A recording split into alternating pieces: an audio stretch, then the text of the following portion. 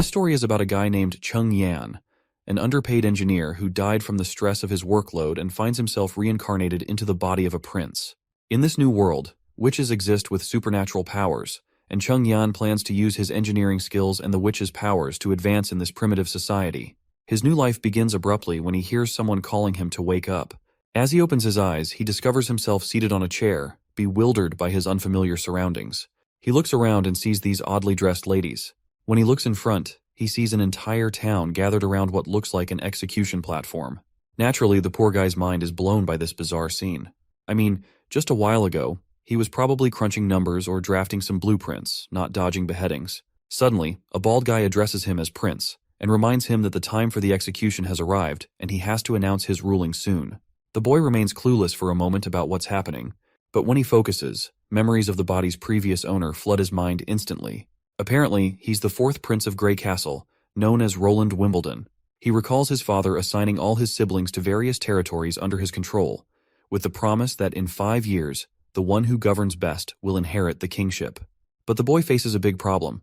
He's just an ordinary guy, while his siblings are a formidable bunch, giving them an edge in this competition. The first prince has exceptional martial skills. The second excels in finance. The third princess commands a strong following, and the fifth princess is highly intelligent. Meanwhile, Roland, as the fourth prince, seems to be only a waste of oxygen thus far, with no notable talents. To make matters worse, he's been assigned to a desolate border town, God-forsaken city, where streets are filled with filth and neglect. Here, he must interact with the locals and somehow turn this dismal place into a thriving territory. While feeling sorry for his situation, the old man reminds him once again to make his announcement quickly.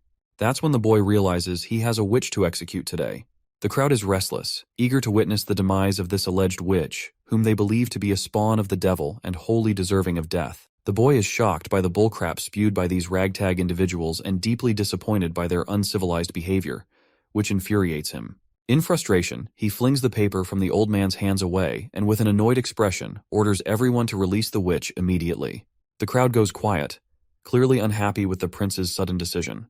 After seeing the public reaction, he lets out a tired sigh, saying he's beat and suggests they move the trial to another day. The old man tries to talk him around. Chief Knight Carter Lannis steps forward, urging him to think it over. He insists they must execute the witch right away to prevent other witches from trying to save her. The prince can't help but chuckle at the sight of this tough knight, built like a bull, looking so scared of witches. Our hero then starts to head down, casually pointing out that if more witches showed up, they could squash them all in one go. The knight has no clue how to handle this, and the scene shifts to the fourth prince's residence in Bordertown South Castle. Outside, the grumpy knight stands while our hero slams the door in his face. The prince lets out a sigh at first, but then suddenly freaks out because he hasn't dealt with this many people in his entire life. Even after his meaningless death, he's not complaining, because he is grateful for this second shot in life, and he's dead set on fully stepping into Prince Roland's shoes and getting to the bottom of things with the witch. The scene then shifts to the dungeon in the border town, where he's about to meet this witch despite all the warnings from his knights about the potential dangers ahead. The boy just laughs it off, poking fun at his chief knight for being scared like a coward of a little girl. But the knight nervously insists that witches are minions of the devil. Unfazed, our hero keeps on walking until he finally comes face to face with the supposed witch. The witch stands up and steps forward, and our hero starts to blush a bit at the sight of her beauty. But his noisy knight immediately butts in, telling the prince to back off from the witch. Our hero just casually puts a reassuring hand on the knight's shoulder and steps forward again, asking the girl her name. Once again, the annoying loudmouth interrupts before they can even exchange pleasantries. Finally fed up with the knight's constant yammering, our hero gives the shiny armored guy a gentle bonk on the head out of frustration and tells him to stay the heck away while he's talking. Turning back to the girl, our hero asks if she's cool with sharing her name. She decides to spill the beans. Turns out her old man was working in the mines when a cave-in trapped him. Some greedy miner tried to loot his stuff in the chaos. She rallied the neighbors to help free her dad, but her uncle had to throw down with that Baldy McShine. Just as he was about to finish her uncle off, she intervened. She extended her hand and unintentionally did something she never wanted to do. The man burned to crisp, leaving nothing but ashes. This was the day her neighbors labeled her the evil witch, even though she begged them not to spill her secret about witchcraft. And the worst part of this sob story is that her own dad ratted her out. Then this same old consultant guy shows up and suggests our hero just roast the lady before she pulls anything sketchy. But my guy tells him to chill because he's curious to see this witchcraft in action. The lady's baffled that someone actually wants her to unleash her powers, but our hero's all cool about it, pushing her to just go for it. She reminds him that her powers are blocked by this locket around her neck, and asks if he's really up for her taking it off, warning him she might cause chaos. But then he grabs the locket chain, breaks it, and tosses the locket away like it's nothing. "Show us your damn powers already," he tells her. And so, the fire starts to crackle around her, and this macabre dance of flames just leaves our hero's eyes wide open, and the entire prison cell lights up with the light. The prince freaks out while the woman casually strolls out after melting the prison bars. The knight bolts in the opposite direction, but our guy is just blown away by her fiery powers. Finally, he gets why his consultant said fire can't touch her, because she's basically fire herself. Once the flames die down, the former engineer in him sparks with a genius idea. He's not about to waste such epic magic without using it to revolutionize things. When she asks him to end her life because she's shown him what he wanted to see, he surprises her. He throws his coat over her burnt clothes and tells her she's hired. Prince Ronald, drawing on his past life knowledge, declares that she's essentially a perpetual motion machine, able to generate firepower seemingly out of nothing. However, not everyone shares the prince's visionary thinking. The consultant is utterly annoyed by Ronald's decision. He shouts, reminding him of the witch's ability to obliterate anyone with a mere gesture.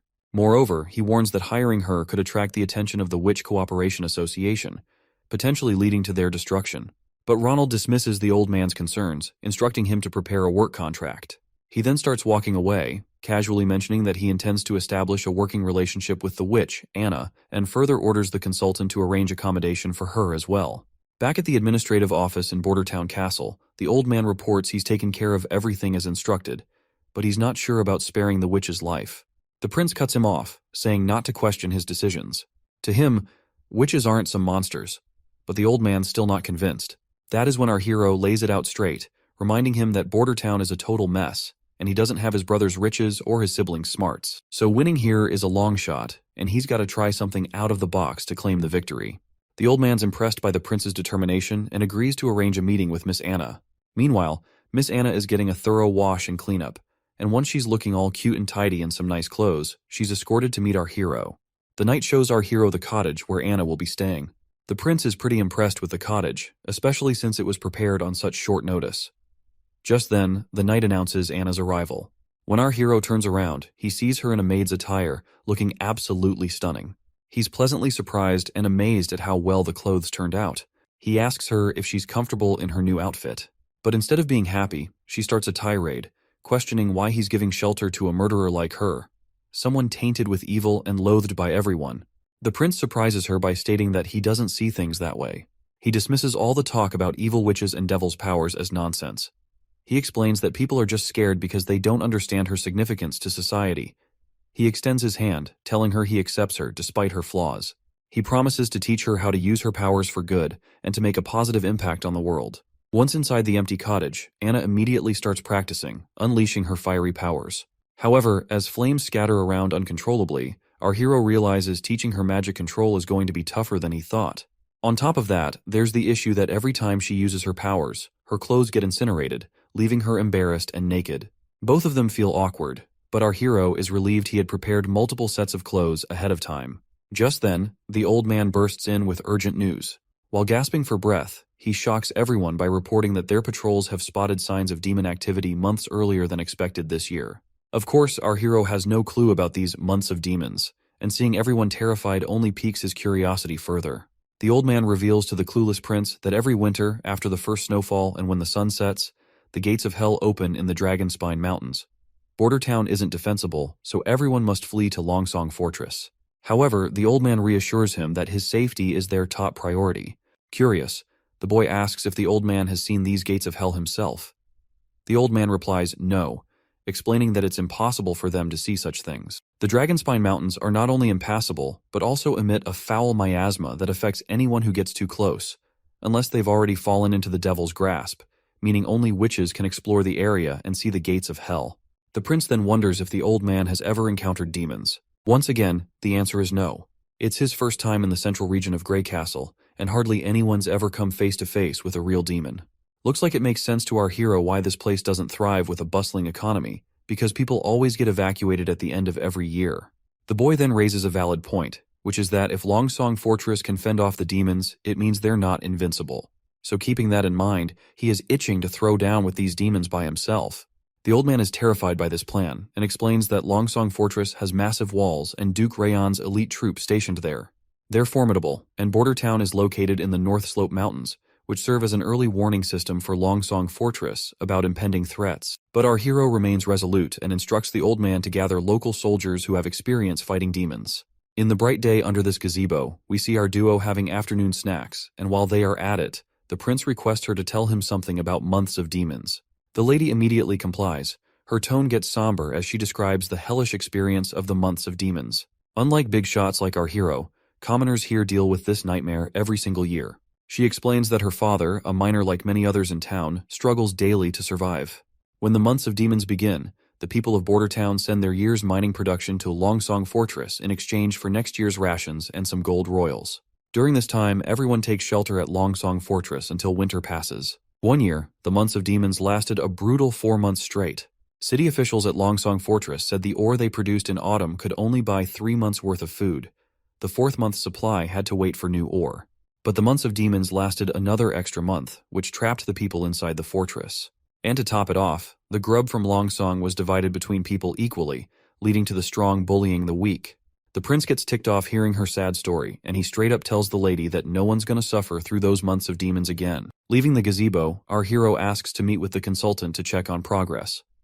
The scene shifts to the Border Town Administrative Office, where Consultant Baroff has brought 3 folks. 2 are soldiers, big shots in charge of the Border Town Patrol and lighting the beacon every year. The third is a hunter who claims he's faced demons before, even bagging one himself. At first, one of the scared soldiers stumbles through his words in front of the prince, muttering gibberish that makes no sense. The prince then nudges the other soldier to speak up. The other one then explains that the demons used to be regular critters in the forest, but the evil miasma turned them into savage beasts. They're tough, but still killable. Once the months of demons wrap up, Longsong Fortress sends out cavalry to mop up any stragglers in the area. That's when the hunter slams his fist on the ground like he's showing off, boasting that those monsters are as easy as slicing cucumbers with his sword, and he's taken down 2 already.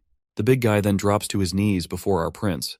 The consultant introduces the hunter as Iron Axe, saying there's gossip he's so tall because of his giant monster blood in his veins from the Mojin clan.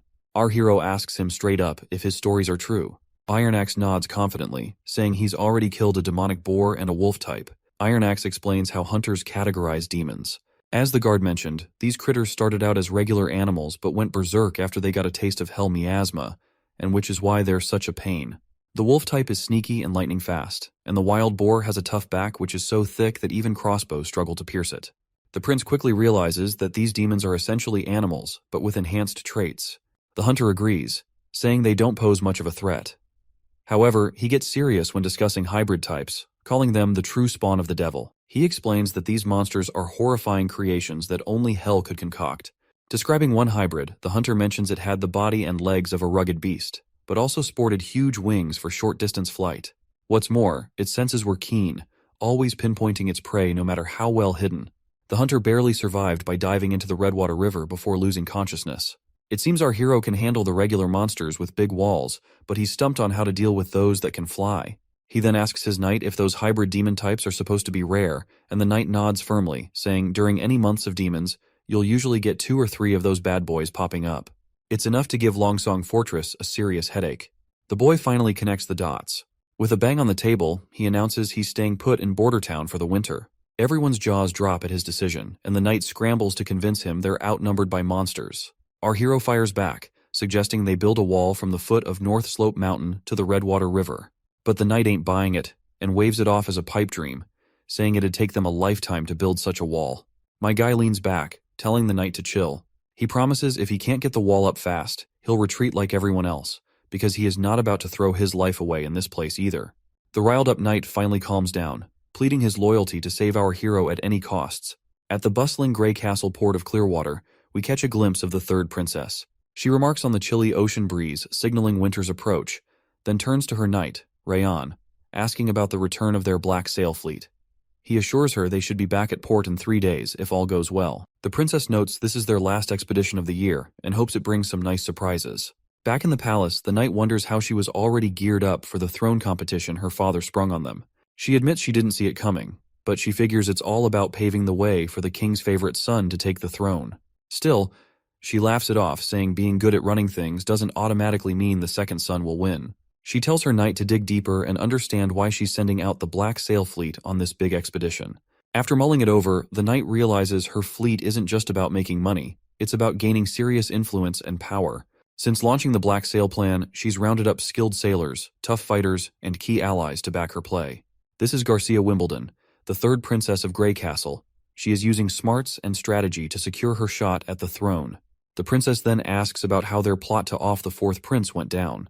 The knight sighs and says there's been no word from the border, meaning their poison plan probably flopped and the spies they sent to do the job are missing in action. She figures her little bro must have wasted no time offing those spies once they got caught. Looks like the poison actually did its job and killed the fourth prince, but our hero just happened to swap into his body, which is why they think their poison plan tanked. She's now planning to kill the hero once he seeks refuge in Longsong Fortress, and tells her knight to sit tight until then.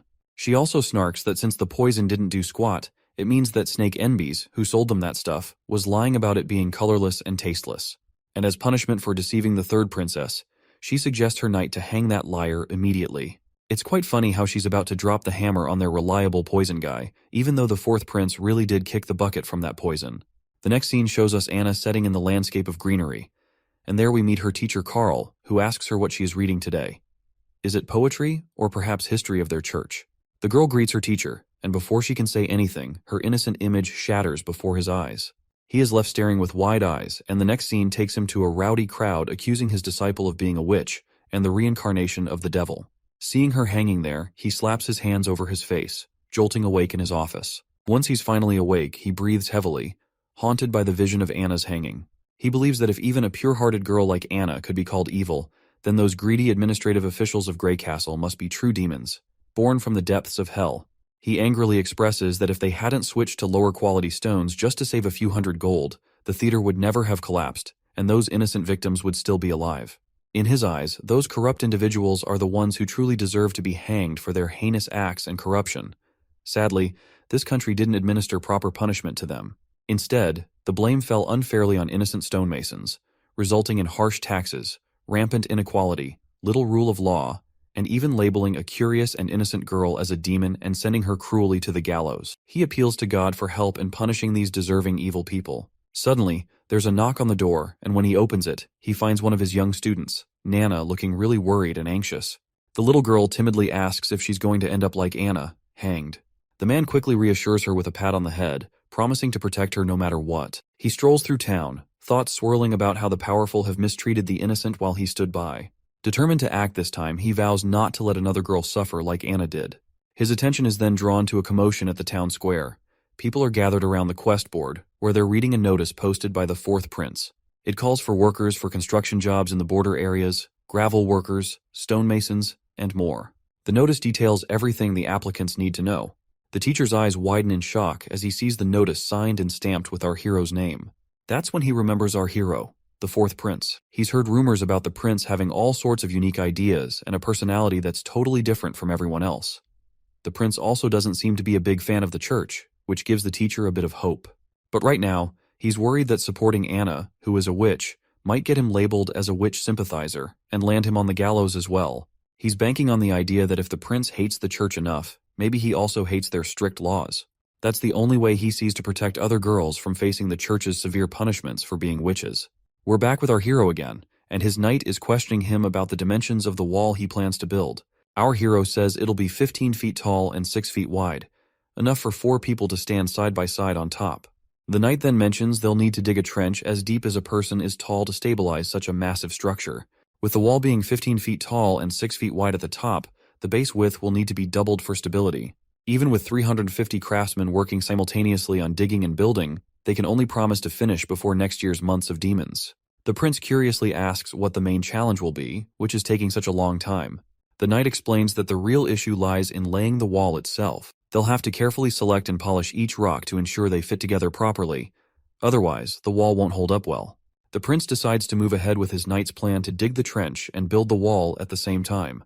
When it comes to laying the wall, he reassures his knight and reveals about Grey Castle's alchemy workshop producing a new thing called cement, which is bound to impress everyone. Naturally, the knight is all ears, because he has never heard of something known as cement in his entire life. In the next scene, we're outside the cement kiln room at Border Town, where we see both of them standing outside of the cottage. The prince explains to us that making cement is pretty straightforward because the raw materials are plentiful here. But the real trick lies in getting the calcination temperature just right. Sadly, he can't recall the exact temperature needed, and there's no way to measure it precisely in this world. Suddenly, the cottage door swings open, revealing Anna. Before the prince steps inside, our hero tells his knight to hang back. It's clear that the prince is using Anna's witch powers to create his cement, and she seems perfectly suited for the task. Before she heads out fully naked, our hero hands over his coat to her once more, and once she is out of the cottage, she eagerly expresses that she has done as her prince had asked of her. Inside, we find a heap of cement on the floor. The boy quickly checks the product to see if their experiment paid off, and decides to give it a try before producing at mass scale. Curiously, Anna asks where he plans to use the cement. The boy explains it can be used for building homes, bridges, roads, and more. He highlights how it will protect them from natural disasters like rain, heat, or snow that could otherwise damage their homes. He gives all the credit for the success of making the cement to Anna, recognizing her crucial role. Outside the cottage, they finally glue a few square boulders together with the cement, and both the knight and the girl are pleasantly surprised by the result. The knight can't help but marvel at this amazing discovery, while our hero inspects closely and is equally surprised that it feels much sturdier than what you would get from compacting ordinary dirt and mud together. The knight even tries to pry the boulders apart, but despite exerting all his force, he can't seem to budge them, let alone unstick them. The prince reminds his knight that he's been underestimating things because this stuff is better made than he originally thought. The knight is also amazed by this fascinating invention of sticky stuff that turns into solid rock in no time. He's pretty confident that with this, they could easily cover the entire border in 5 years. But our guy dismisses the need for such a grand project, saying even the tallest walls can't keep out enemies from within. Their first enemy is the fight against natural disasters to ensure their people don't end up homeless. He's determined to prove to the world that witches are humanity's most productive asset. From the next day in the cottage, the prince got down to mass-producing cement with the help of the workers who responded to the recruitment notice. They hustled to gather essential ingredients and supplies, giving Anna some well-deserved rest. Meanwhile, the prince kicked off the excavation for the city wall's foundation between the North Slope Mountain and the Redwater River. However, things didn't go as smoothly as expected. The knight was impressed that the prince personally visited the construction site and gave the workers a pep talk at the North Slope. He noted their dedication, but the prince grinned sheepishly, admitting that despite their efforts, all they managed to dig was a rough trench at the North Slope, a makeshift drainage ditch rather than the sturdy foundation needed for a city wall. Even though our hero used to geek out over mechanical blueprints, paired with his civil engineer buddy, they made quite the geeky duo. But now, tackling these civil project details is way beyond his expertise, and he's itching for a pro in the field to brainstorm ideas with. Interrupting his moment of contemplation, the consultant points out that a stonemason has responded to their recruitment notice, claiming to have been a member of the Grey Castle Mason Guild. The prince immediately recognizes the guild as a prominent organization in the country, though he's heard they were disbanded due to a construction accident. He then shrugs it off, pointing out that risks are always present in this line of work. He is eager to secure highly talented individuals, and instructs his consultant to bring the stonemason to see him. The next scene takes us to Roland's administrative office in Bordertown. Our hero lounges at his desk, idly passing the time, while Anna sits nearby, absorbed in a book. Finally, the knight arrives with the person our hero has been eager to meet. To our surprise, it's none other than the teacher who had been fretting about his little witches. Before the teacher can start extolling the prince, our hero cuts in, waving off the formalities and telling him to relax. When the teacher's gaze falls upon Anna, he looks completely bewildered, his mind clearly spinning. Meanwhile, both our hero and the knight are totally dumbfounded to see this unexpected meet and greet. Sensing potential trouble, the prince quickly directs the knight to block the door. The knight immediately follows the command, positioning himself at the entrance, ready to not let this threatening man go away. Our hero finds it hard to believe that a random craftsman could end up being a neighbor of Anna. But then, the teacher suddenly falls to his knees, pleading for forgiveness from Anna for not helping her in the times she needed him the most. That is when it becomes clear to the prince that this man poses no threat to her after all. Anna also recognizes her teacher immediately. The prince then instructs the man to stand and demands an explanation about his relationship with Anna. The man immediately pulls himself together and quickly apologizes for causing a scene. He then introduces himself as Carl Van Bate, a former member of the Mason Guild turned teacher in the border town. He reveals that Anna was once his student. Carl further points out that he doesn't really understand why our hero would spare Anna's life.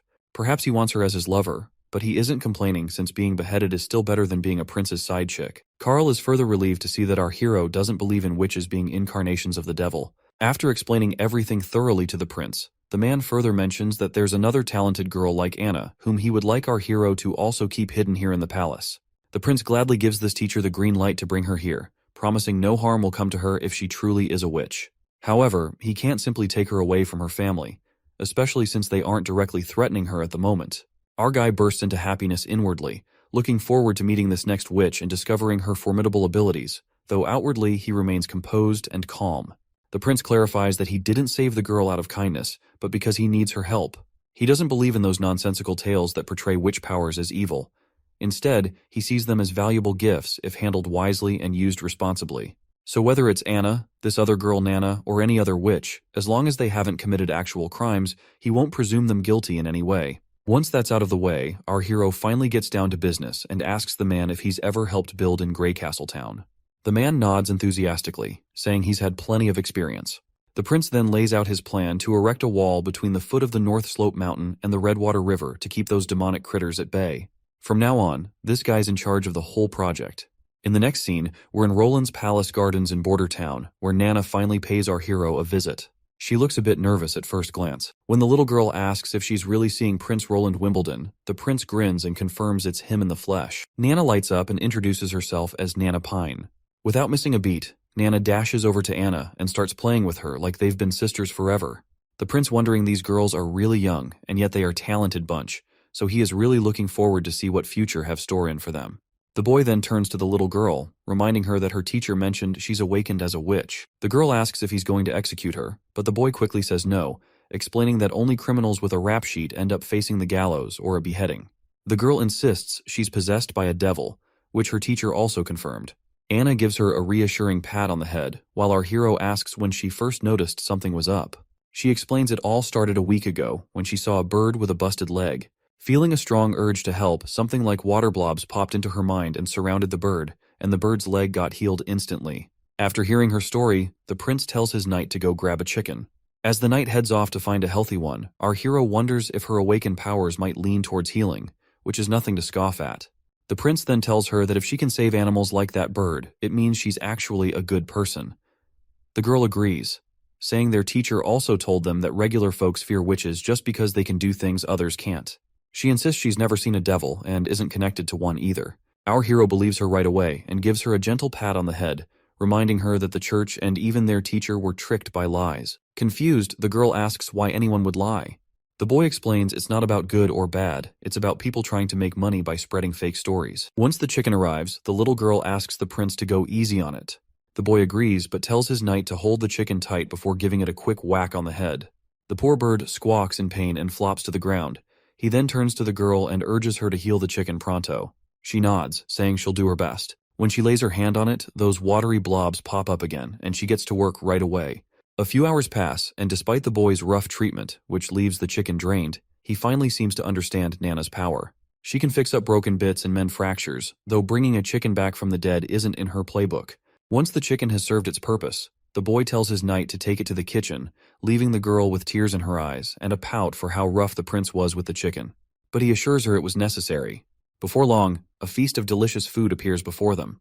Nana seems to forget her chicken grievance as she eagerly eyes the cooked bird laid out before her. After their little feast, the little girl heads off, waving her hand one last time, and our hero waves back in response. Meanwhile, Anna is curious why our hero is not keeping her in the palace, knowing she's a witch too. He reminds her that she still has a family who doesn't know about her powers yet. But Anna worries it's only a matter of time before her parents find out and exile her. He agrees, but reassures her that as long as her abilities remain secret, she should cherish the time with her parents. He then asks if she misses her father. She sadly shakes her head with a no, but our hero can empathize with the loneliness she feels. To ease her mind, he promises that Nana will come daily to practice magic with her so she won't feel alone, and further vows to give both girls the ordinary life they desire. And he means every word. Back in the castle, our hero's been feeling kinda boring ever since Carl Van Bate took charge of the wall construction. He's taken to having a tea party every afternoon while teaching the girls how to work their magic. Every now and then, he checks on the city wall's progress at the foot of the North Slope Mountain, always impressed by how much better it's going than expected. But then, the consultant shows up with some not-so-great news. He points out that hiring all those craftsmen and laborers has been super expensive, and all that cash is coming straight out of our hero's pocket. At this rate, the steward's worried they won't have enough money left by spring. Our hero officially starts to panic, realizing that he is freaking screwed. A moment later, while he's brainstorming ideas to get out of this financial mess, the old man finds it strange how much the prince has changed lately, as if he's become a completely different person. Back in the day, this guy knew nothing but the pleasures of life, and the only reason this old man sticks with our hero is because the king has promised him the position of Minister of Finance once the throne competition is over. When he first rolled into Border Town, he wasn't planning on running the place, nor was he gunning for the throne. He let down all the nobles and dumped all the responsibilities on the old man's lap. But ever since he rescued that witch, the prince has done a complete 180. The prince is now handling things with more thought and dealing with stuff like it's his second nature. He even talks to the old man in this grown-up tone that's seriously creeping the old dude out, making him wonder if the prince got possessed by a devil or something. But the old man brushes it off, saying if the prince were really possessed, he wouldn't have casually snagged that godforsaken retribution locket. Cut to the scene back at the port in Border Town. Two nobles and this redhead guy, who looks like some ambassador, are shooting the breeze. The guy in glasses reminds the ambassador they last swung by a year ago and gripes that the town's still a desolate pile of rocks. The redhead pipes up, correcting him that it was just 6 months back. He mentions how every season Duke randomly sends someone new here. He remembers visiting last summer, when besides rocks, there were all kinds of fancy furs floating around. When he is about to spill something juicy, he decides to keep it under wraps for some reason, and instead, he focuses on Border Town's potential. He suggests that although it's currently just a fortress outpost, if they set up a solid defense line here, all the land between Border Town and the fortress could be put to good use. Suddenly, the guy in glasses freaks out, pointing out that the stockpile is empty and Border Town was supposed to have their ore ready today. Looks like these visitors are here to collect ore before the demon months hit, offering shelter for the Border Town in return. The ambassador sighs and decides to take the problem to our hero. They ride back on their horses. The guy with purple hair wonders if Border Town found a new trade partner, or already sold their ore to Willowtown or Fallen Dragon Ridge. He's pretty sure it's the fourth prince's doing, who is our hero by the way. The redhead thinks hard, pondering if the prince has already set up deals with towns further down on the Redwater River. If so, they've lost yet another bargaining chip. He worries that if they try the same monopoly play as before, they're not likely to succeed since the fourth prince already has other trade partners to take their ore to sell. Once they get to the castle, they're greeted with this incredible feast. The ambassador, not sure how to handle chopsticks, glances over at our hero and awkwardly tries to eat the same way, struggling to even pick up his food. As his food flies off the chopsticks, the ambassador feels embarrassed, while the prince casually mentions that these sticks are easier and cheaper to make compared to forks, and once he introduces them to his town people, no one will have to worry about getting sick from eating with their bare hands. As the sun starts to dip, casting a golden glow over the castle, the prince is about to enjoy desserts after their impromptu dinner. Finally, the ambassador brings up the reason for their visit, pointing out that they came to collect ore as usual, only to find none at the dockyard this time. That's when our hero drops the bad news. There was a landslide at the North Slope Mountain recently. They've been trying to clear the rubble and resume production this month, but it looks like the mine won't reopen until sometime next year. The ambassador then asks about the production from previous months. Our hero simply shrugs and says it was lower than usual, barely enough to keep everyone fed. He adds that even if they manage to scrape together enough ore, it won't buy more than 2 months' worth of wheat. So, he suggests they totally revamp their deal. The ambassador looks worried and tries to reel our hero back in, apologizing for past screw-ups. He proposes that the 6 noble families of the fortress pool together to lend enough food for 1 month, promising they'll pay it back next year. But our hero isn't having it. He flat out says if they sell the ore to Willowtown, they won't owe anyone a thing. And here's the twist. The Willowtown is offering gold dragon coins in exchange for their ore. Plus, they're ready to trade wheat, cheese, bread, and honey, all at fair prices. Anything you can buy with gold dragons, they're happy to sell.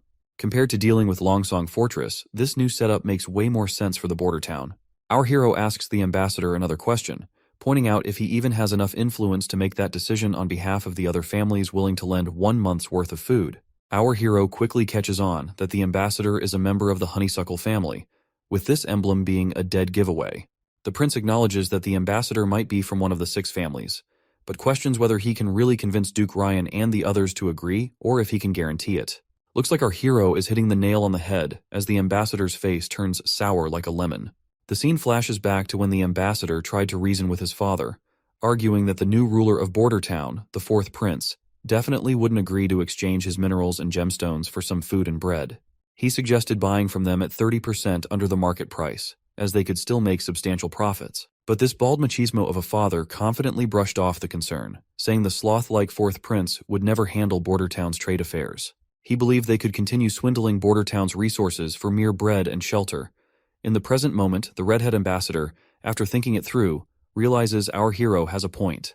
He couldn't even convince his own father, but still wants to try his best. So, the redhead takes the plunge and offers to buy the ore and gemstones from Border Town at 30% below market price. The ambassador is confident his offer must be higher than what Willowtown is proposing. He emphasizes that Willowtown is far away, making it difficult to seek shelter during the demon months, which is why Longsong Fortress is the best option for shelter. The ambassador starts to mention the bad roads leading to Willowtown, but stops himself mid-sentence. Curious, our hero urges him to finish his thought. The redhead points out the dangers that could easily spring up along that road. The ambassador realizes he may have inadvertently issued a threat to a prince and starts panicking internally. Our hero just chuckles, dispelling the redhead's confusion, and explains that he never intended to seek refuge in Willowtown in the first place. That bombshell catches the redhead off guard, and he really throws the ambassador for a loop by making it crystal clear he's not going anywhere, not to Longsong Fortress or anywhere else. The prince goes on to explain that Border Town isn't just going to be some outpost anymore. It's going to be a full-fledged part of Grey Castle Kingdom. He's pumped to show off the brand new city walls stretching all the way from the North Slope Mountains to the Redwater River. The redhead's jaw practically hits the floor, and he double-checks with our hero if he heard right. The boy nods firmly, stressing they're putting up this wall right here in Border Town to keep those demons at bay. The redhead's mind flashes back to some fancy banquet where nobles were roasting our prince for starting construction projects just as the demon months were rolling in. Everyone had a good laugh at what they thought was our hero's cluelessness. At first, the redhead figured it was all just rich folks teasing each other for kicks. He never imagined our prince was serious about this whole wall thing. What's really mind-boggling is how our prince, known for chasing pleasure and not much else, is suddenly taking charge of something so massive. The redhead, freaking out a bit, assures our hero that once he's back at the fortress, he'll try to hash things out with the 6 noble families, hoping it'll all swing in our hero's favor. Now it's smack dab in the middle of the night, and our hero's feeling bummed that nightlife in this backwoods world is non-existent. People here hit the bed early unless they're up for clapping some cheeks. Even though he could easily bring someone over to liven up his night, he's got morals and won't stoop to anything sketchy. Out of the blue, someone sneaks up on our hero from behind. He spins around to find a woman in a robe singing his praises for handling the ambassador with brains, hinting the prince isn't all about the party life after all. Turns out she's an assassin, but our hero doesn't waste a second before trying to dash out of the room. The woman throws her dagger, stopping him in his tracks, and reassures him she's only here to chat, telling him to chill out and not panic. The boy stops dead in his tracks, especially with that sharp dagger staring him down, and asks the lady who she might be. She drops the bomb that she has no name but goes by Nightingale, a nickname her sisters gave her for some weird reason. She's surprisingly grateful for our hero's recent care towards witches. When the prince takes a closer look, he notices an emblem similar to the one the old man showed him, which belonged to the Witch Association. The lady gives him props again for his sharp mind, while our hero presses on, asking if she's here for Anna. He admits he has no clue how she knows about Anna, but still reassures the women that she is still alive. The lady nods, saying she already knows that much, and points out that even if she was killed, the Witch Association wouldn't appreciate meddling in politics by killing a prince just because a witch was killed. But she's quick to warn him not to underestimate them. The boy reassures her once again that Anna's doing well. The woman casually replies she already knows, and she's also aware of the other girl named Nana. Then she gives him the creeps by casually dropping that she's been spying on him for the past 2 weeks, keeping tabs on his every move, which really gets under our hero's skin. Because let's face it, this idiot did not have a single clue if he is being spied on. She gestures for our hero to come closer, assuring him she has no intention of harming him. Reluctantly, the boy sits before her, sensing no ill intentions. But then the woman gets uncomfortably close. Noting he's different because he shows no fear towards her or any other witches, she inches even closer. The prince steps back, half-jokingly telling her to keep it PG, not wanting YouTube to slap age restrictions on the video. The lady finally withdraws her hand and gets straight to the point that she's here to take Anna and Nana. The boy immediately refuses without hesitation, insisting they're happy here and safe under his watch. But the lady argues they'd be safer with the Witch Association, where they will be treated like family by every member.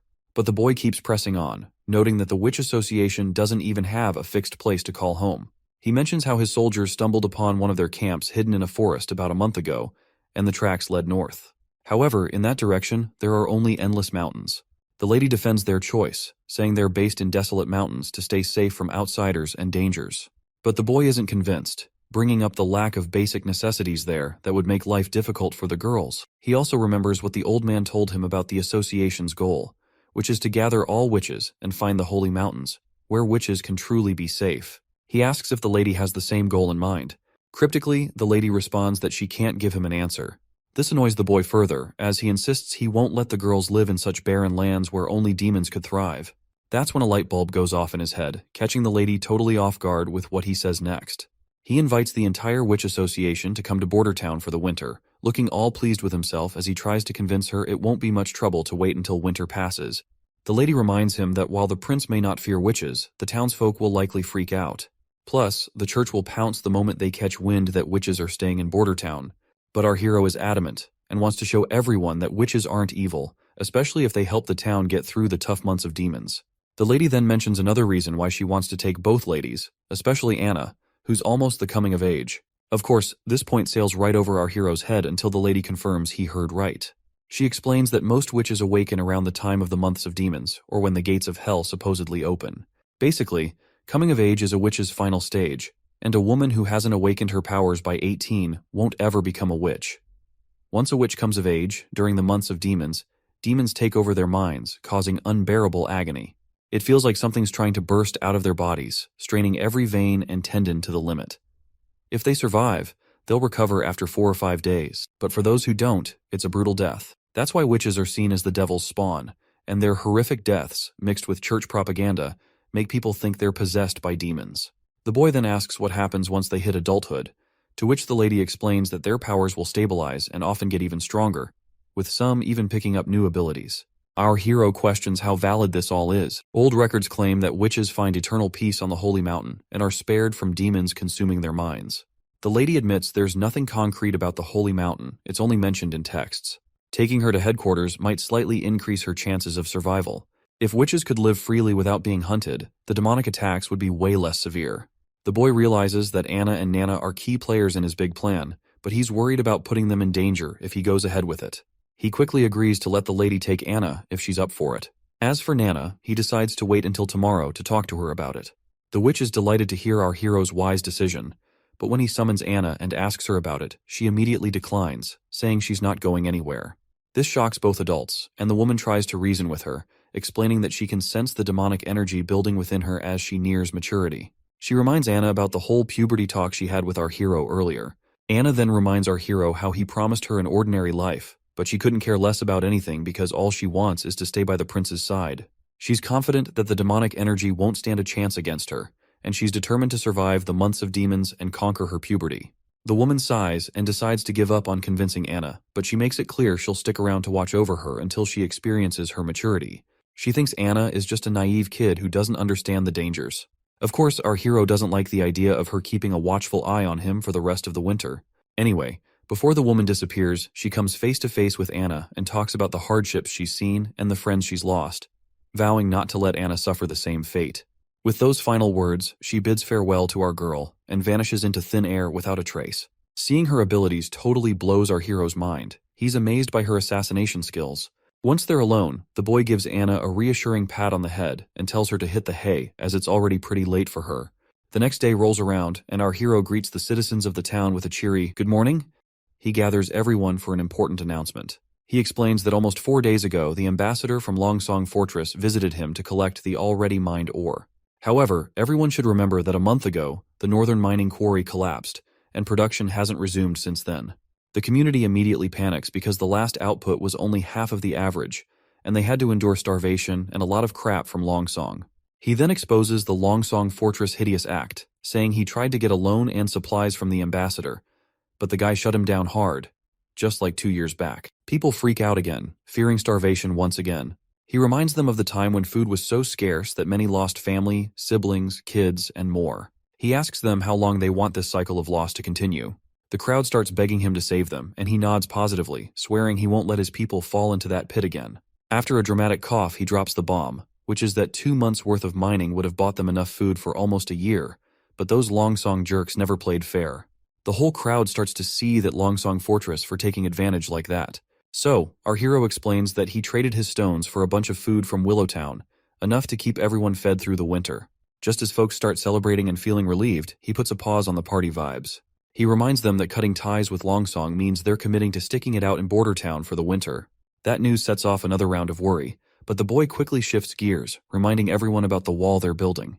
He boosts their spirits by saying demons aren't any tougher than the beasts in the forest and won't be able to scale their wall no matter how hard they try.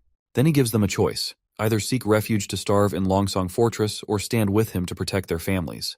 He asks if anyone's up for joining him on the wall to fend off monsters, promising good silver coin rewards for those who help out. And if the worst happens and someone doesn't make it, he pledges 5 golden coins to their family. The whole crowd gets fired up by his speech, and suddenly everyone's geared up to face whatever comes their way with determination and grit. The atmosphere in Longsong Fortress is lively with laughter echoing through the entire castle. People seem to be having a good time poking fun at our hero's decision to stay put in Border Town and build a wall. One guy, sporting a solid mustache, jokes that our hero would probably stack some rough rocks together, throw in some dirt and mud, and call it a day. He is sure that eventually our hero will come running back to Longsong, and they can further exploit him when he's desperate. However, the leader of this committee doesn't seem to dismiss our hero as lightly as the others. He asks for the ambassador's take on the matter. The redhead, bewildered at first, mentions that their original plan was to maintain their monopoly as usual, and as long as they purchase ores from our hero at 3 times lower than the market price, it's a good deal for them. But our hero has other plans. He's not just looking to sell the ores to only Longsong fortresses. He's willing to cut the price of ores by half, aims to stimulate higher demand and thereby increase overall production capacity and revenue for Border Town. This approach is a strategic move to foster economic growth and sustainability in the region, and because of that price cut in ores, the Longsong Fortress will be able to earn much more than they earned in the past. Additionally, he intends to manufacture iron tools, which he believes will fly off the shelves no matter where they were sold, making an additional stream of income. However, those aren't the only things to think about. If our hero can hold off the demons at Border Town, it's good news for Longsong too. They won't have to keep dealing with those pesky beasts every year. Plus, the throne squabble is only 5 years long. So if Border Town flourishes afterward, Longsong could end up with the kingdom's 3rd biggest slice of land. The red-headed guy suggests that Longsong should pitch in to help our prince build the wall and defend Border Town. He figures it'll pay off in the end.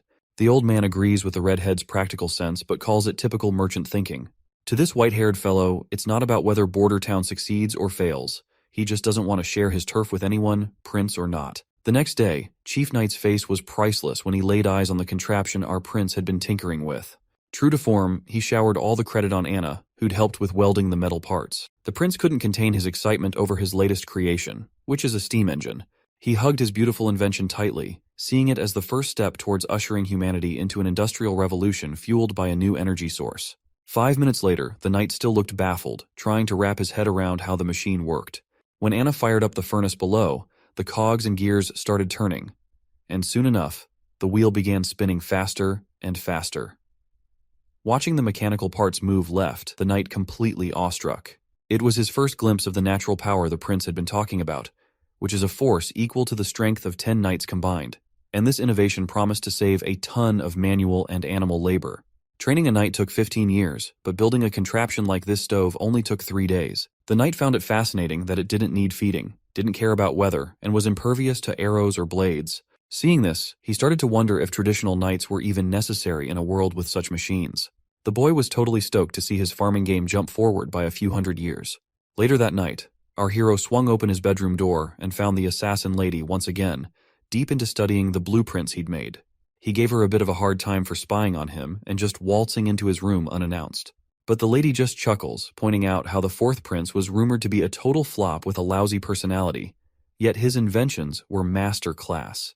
She wondered if those blueprints were for the stove he'd cooked up recently, but the boy was feeling kinda down and out, watching her toy with his secret plans he had kept locked up tight in his office. Seeing her impressed, he attributes all of the credit to Anna once again, and explains that the machine could be used for anything needing a lot of muscle, like getting stuff around or making stuff. The lady smiles upon hearing this, and lets our boy know that she'll be keeping these blueprints, since there are many witches in the association who can make good use of firepower.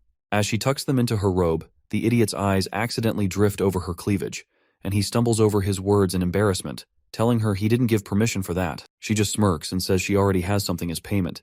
Tossing a document at him she pulled from her chest. The boy eagerly grabbed it and tore it open, only to find it addressed to his servant Tyre. The letter sternly instructed Tyre not to repeat the same mistake and was ordered to eliminate the prince during the months of demons. The boy's mind races, recalling how Prince Roland used to exploit her whenever he could, and our hero feels deeply unsettled by these memories.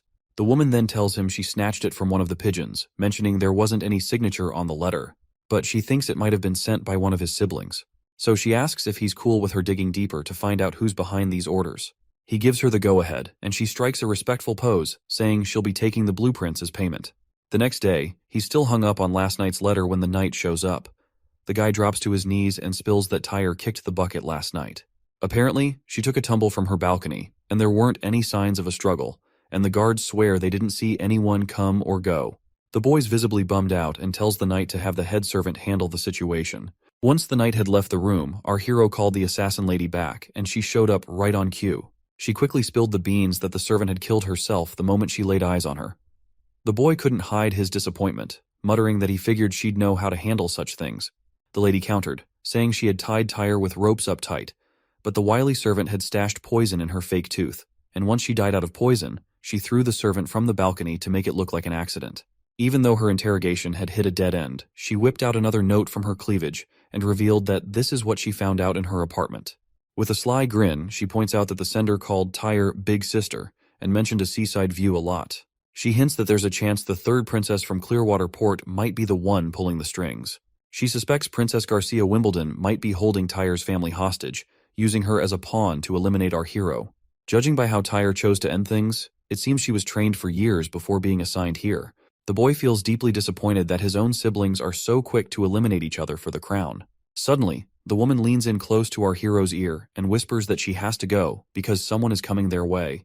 The boy blushes a bit, maybe catching a peek of her assets straining against her shirt before she disappears into thin air. Just then, the old consul shows up with some good news.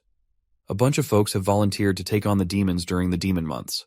This puts a big grin on the prince's face, and he decides he needs to go see it all for himself. But before heading there, the old man genuinely asks if he really intends to have these regular folks go up against the demons. Once outside, our hero also feels bummed out and sees that the consultant's worries were legit. These people don't look like fighters. They seem more like street thugs. On the other hand, the knight is all gung-ho about how he picked these folks based on what our hero wanted. But looking at these poor souls with their frail bodies, it's clear this knight totally missed the mark.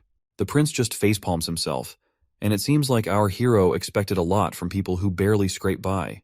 Even the consultant suggests considering other recruits instead of these commoners. But our hero seems dead set on using them anyway, as if he has cracked the code already. Our hero believes that it's all about people power when it comes to building a strong army, whether they're wielding medieval swords or modern tech. The knight suggests starting sword training tomorrow, but our hero waves it off. Instead, he tells the knight to group them up, then hits the jogging trail. He also tells him to bring that iron axe hunter from earlier in tow, and suggests the knight to sit tight and enjoy the show. By noon, the hunters joined our hero's cause. But the knight's not exactly thrilled with this new training approach. Coming from a family steeped in warrior tradition, he doesn't get why these folks are getting rewarded with eggs just for standing around all morning, especially since eggs are pricey as hell. Once again, our hero tells him to chill and enjoy the show. Like, he already knows you can't whip up a top-notch army in a few medieval months, and he is not after muscle-bound brutes who can tear enemies apart with their bare hands. All he wants is disciplined soldiers. To get results fast, he's using military techniques he learned back in college. He's seen how quickly people can unify under this method, and he is betting these folks will follow suit. After a while, the carriages show up and folks eagerly line up for their eggs. People still can't quite wrap their heads around the idea of eggs as rewards. The knight clangs his plate loudly to get everyone's attention and orders them to form 4 lines. He lays down the law that food will be handed out in order, and stragglers would wait till the end. There's a mix of nerves and compliance as everyone queues up. Meanwhile, the knight is still puzzled why the prince is bothering to teach these kinds of basic things to these people. Suddenly, the crowd erupts into murmurs and talks, chanting Iron Axe, who seems to have quite the reputation around these parts. The prince declares a break after lunch, followed by a visit to the guard barracks in town. Iron Axe is appointed as their captain, tasked with teaching everyone how to set up tents. As soon as our hero finishes speaking, there's a buzz of gossip about the prince putting someone like Iron Axe in charge of their platoon. To calm everyone down, he reminds them that Iron Axe isn't local, just like the witches that do not belong to Grey Castle. Our hero stresses that in Border Town, everyone's treated equally, no matter where they're from. As long as they're not criminals, they're welcome here. The prince unrolls a ridiculously long sheet, longer than your average grocery list, and tells the chief knight to pay more attention to these rules than to who gets to be captain. He stresses that everyone needs to memorize and stick to these rules if they want their usual egg during meals. The chief knight scratches his head at the idea of visiting Teacher Carl after dinner, wondering aloud how reading and writing will help fight demons. But the prince brushes off his concerns and says a well-educated army is always more effective. According to him, history has proven this point many times. Next up, we're at City Hall in Bordertown. There we see our hero stagger out of his room, still half asleep. Suddenly, Nightingale pops up out of nowhere and teases him about his newfound habit of sleeping a lot lately. It seems she has also helped herself by eating some of our hero's breakfast. Of course, the boy does not seem to be really happy to see her eating his breakfast and coming inside without his permission. He then starts wondering aloud if she was never taught to be more subtle around royalty. As he takes his seat, the lady adopts a respectful posture and asks if she's being polite enough. Then she casually mentions she knows the prince isn't into all that fancy, unnecessary politeness. The boy finds himself startled to see that she seems to know what he exactly prefers. He sighs and tells her to just eat the whole breakfast so he can at least ask for another serving. She dives into the food while the prince starts flipping through his new blueprints. The lady then curiously asks why he's been ordering so much ice-ons lately, because it's already dead of the winter, and if our hero wants to make his whiskey cool, he can simply put his drink outside. Seeing his wide-open order book, Prince Ronald realizes that she must have seen everything he has been ordering lately. So, he spills the beans that he's trying to make cheese. And to do that, he needs things to stay below freezing. While the girl praises our hero for his clever ideas, inside our hero's mind, we discover he just fed her a lie about making cheese, because he is making something even more confidential, which he does not want to disclose to her, because he doesn't fully trust her like he does with Anna and Nana. He wants to gather more intel about her before revealing his true secrets. He is apparently focused on developing guns, which are easier to make than steam engines. He fears that if anyone discovers his methods, it could seriously derail his ambitious plans. Also, the ice-ons he ordered is basically known as saltpeter, a substance wealthy folks use to cool drinks in summer. And this name, ice-ons, is just a fancy name given by the nobles. But what's crucial is that saltpeter is a key ingredient in making gunpowder, adding another layer of secrecy to his activities. The boy then changes the conversation by asking if witches train assassins as well, aside from searching for the Holy Mountain. The lady mentions that they're a group of oddballs who came together because of their dream of finding the Holy Mountain, and she only joined the Witch Cooperation Association about 2 years ago.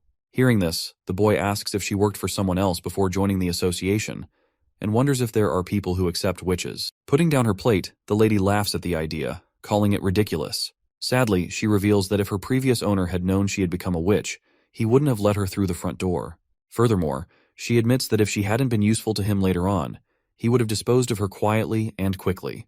The boy becomes more curious and demands further explanation about her past, but the lady decides to stay silent, promising a detailed account when the time is right. She also reassures him not to sweat it, mentioning she's been free for the last 5 years and has no plans to be anyone's pawn.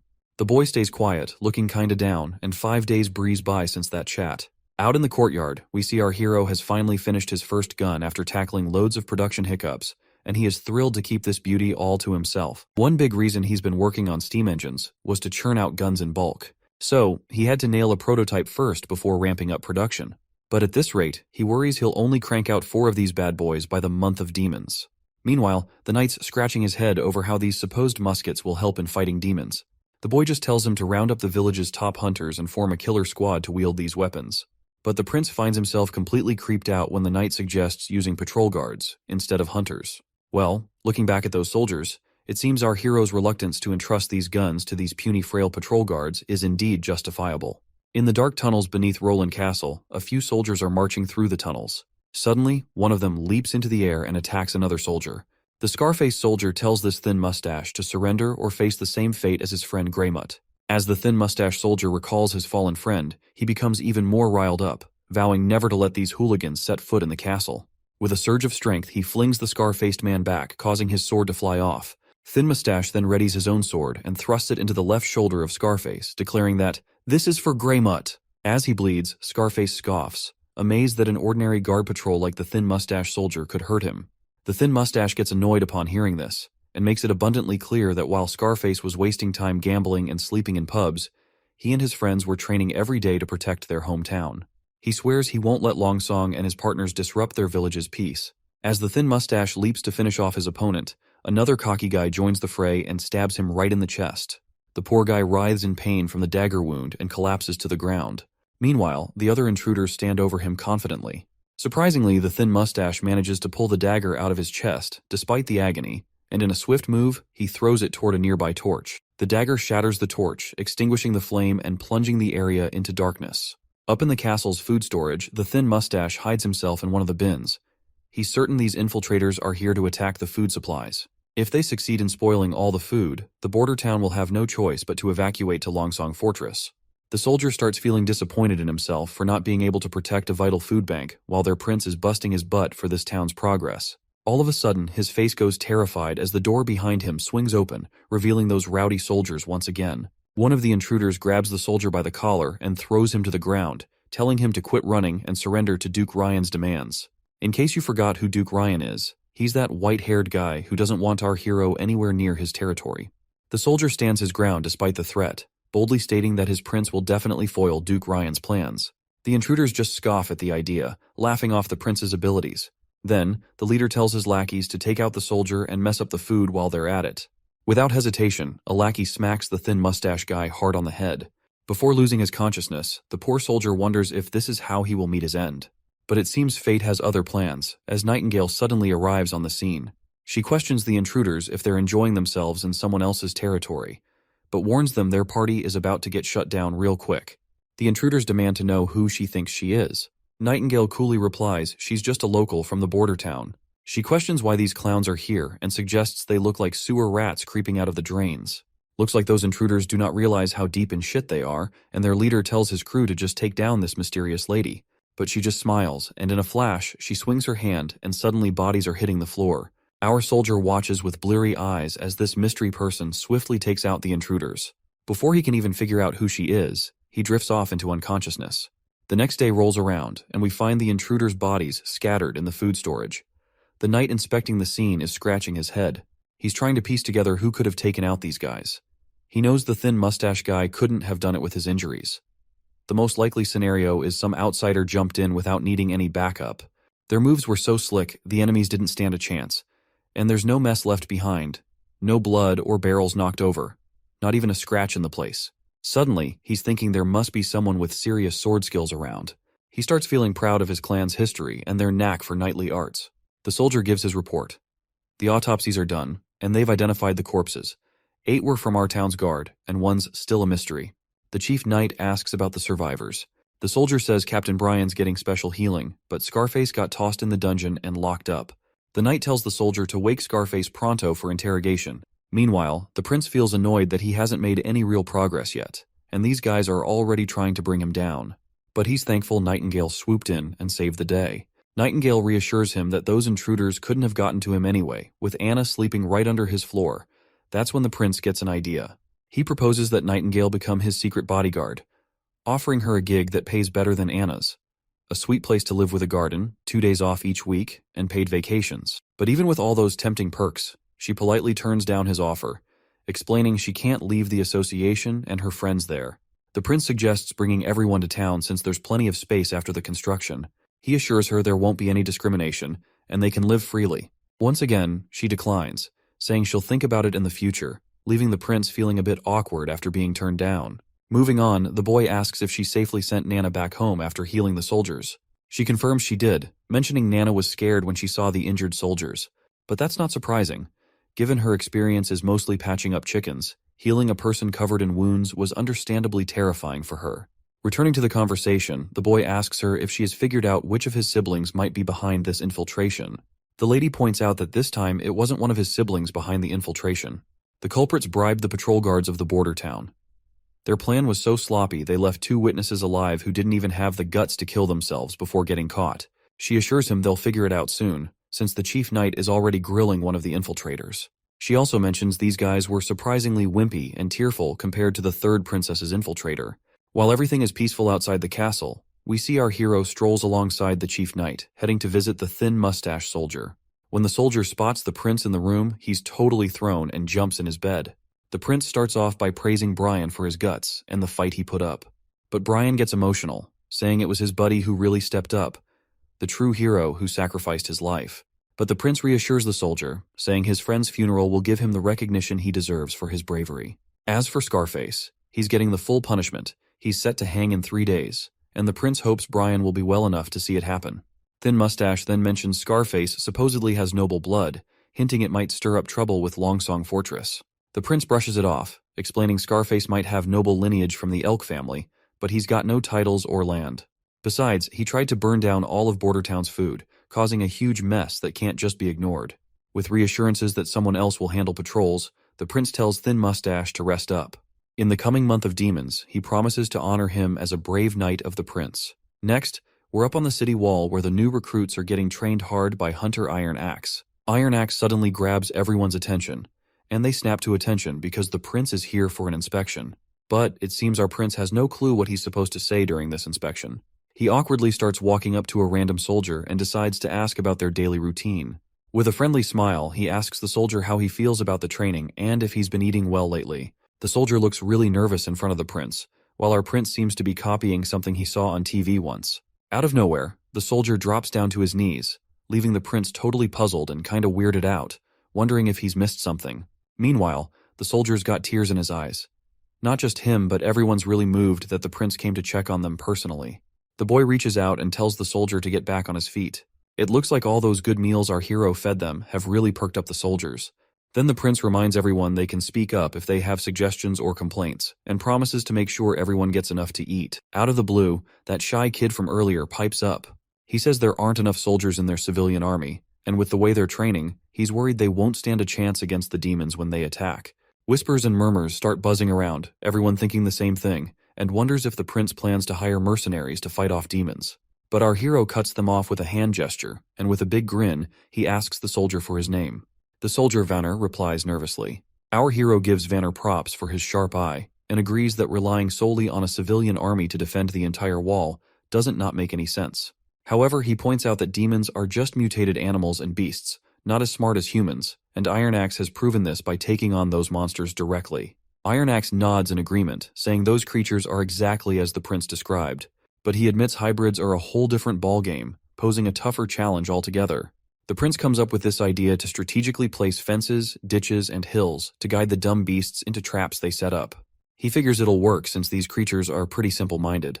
Iron Axe still seems worried about getting too close to these beasts. He says spears and bows won't cut it against them if push comes to shove. Our hero smirks and agrees, knowing traditional weapons won't do the trick. That's why he's cooked up these new weapons that are more dependable than a whole squad of armored knights. The crowd's buzzing to see these new toys. We're out on the testing grounds, and suddenly there's this massive explosion that rattles the whole place. Our hero's over the moon that his gunpowder invention worked like a charm, but the others are just freaking out. Iron Axe even mutters something about this explosion being God's wrath. The explosion blows a big hole in the ground and even takes out the test rabbits in the process. The prince tells everyone to get up close and examine everything to gather test data. Our hero is pumped that they can create such a powerful weapon just by mixing a bunch of elements in the right ratio. With everything wiped out by the blast, the hunter suggests they wouldn't have to worry about monsters if they had this bad boy doing its job. But the prince reminds them they won't have enough gunpowder before the month of demons. Still, he's excited they can work around it, relying mainly on guns and crossbows, while keeping the gunpowder as their trump cards. In the next scene, Nightingale paints how the world looks to her, just black and white, with no clear boundaries. She navigates through paths that defy normal limits by shifting her perspective. Up, down, left, and right aren't fixed. They collide, break away, or overlap. Moving along these ever-shifting lines gives her a bird's-eye view, letting her swing through anything. Other than the black and white, she can also see some other colors as well. For example, witches are the essence of magic, and she can sense the magic flowing and fading within their bodies. In this world, only witches hold something truly amazing, and Anna's magic stands out with its vibrant, rich colors. Suddenly, Anna calls her out, and Nightingale appears back in the real world. When Anna asks what Nightingale was doing here, Nightingale smoothly changes the subject, mentioning she brought some fish cakes. Anna's face lights up with delight at the sight of these treats, but Nightingale hesitates, saying she needs to wash her hands first. Instead of water, Anna just uses her fiery powers to cleanse her hands, which impresses the women big time. That is when it hits Nightingale that Anna is the only witch in their group with such incredible powers. This realization fills her with both dread and sadness, knowing that such strong abilities come with risks. With the month of demons approaching, she worries about Anna enduring unimaginable pain during her puberty. Nightingale gently suggests that Anna should join the association, where other witches can support her. She assures Anna that everyone would be thrilled to have someone as powerful as her among them. But then Nightingale's tone turns serious as she admits to Anna that she might not make it through this winter. Anna then asks Nightingale where she lived before joining the association. Nightingale replies that she used to live in a big city to the east, not too far from the capital.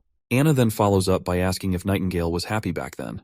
Nightingale's mind immediately flashes back to her past, recalling herself feeling miserable, locked up with shackles and a power-suppressing locket. Instead of answering directly, Nightingale turns the question around and asks Anna why she wants to know. Anna opens up, sharing that she had a tough life in the slums of Border Town. Her father sold her to the church for 25 golden coins, and it was our hero who freed her from those chains. Now Anna feels genuinely happy to be where she is. Nightingale gently reminds Anna that leaving the castle isn't an option due to how witches are hated by others, but Anna remains optimistic, trusting the prince to change things for them. Suddenly, their chat gets cut off when Nana storms in, slamming the doors before her. She's in tears and rushes to hug Anna, blurting out that things are about to hit the fan for her. Meanwhile, our hero is deep in slumber, dreaming of heroic exploits, and that is when Nightingale rudely wakes him up.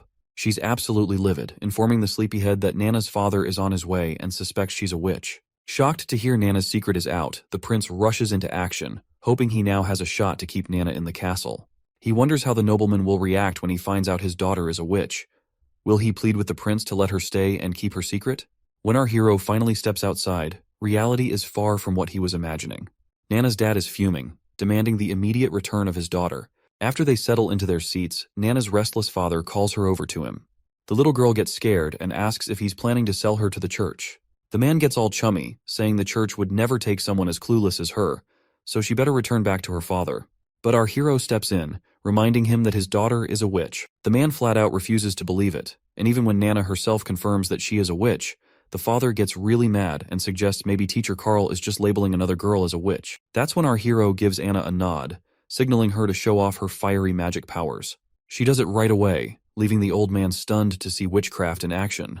Our hero tells him to calm down and assures him they can explain everything. Eventually, the father starts to understand that his daughter is just here to practice her witch powers after all.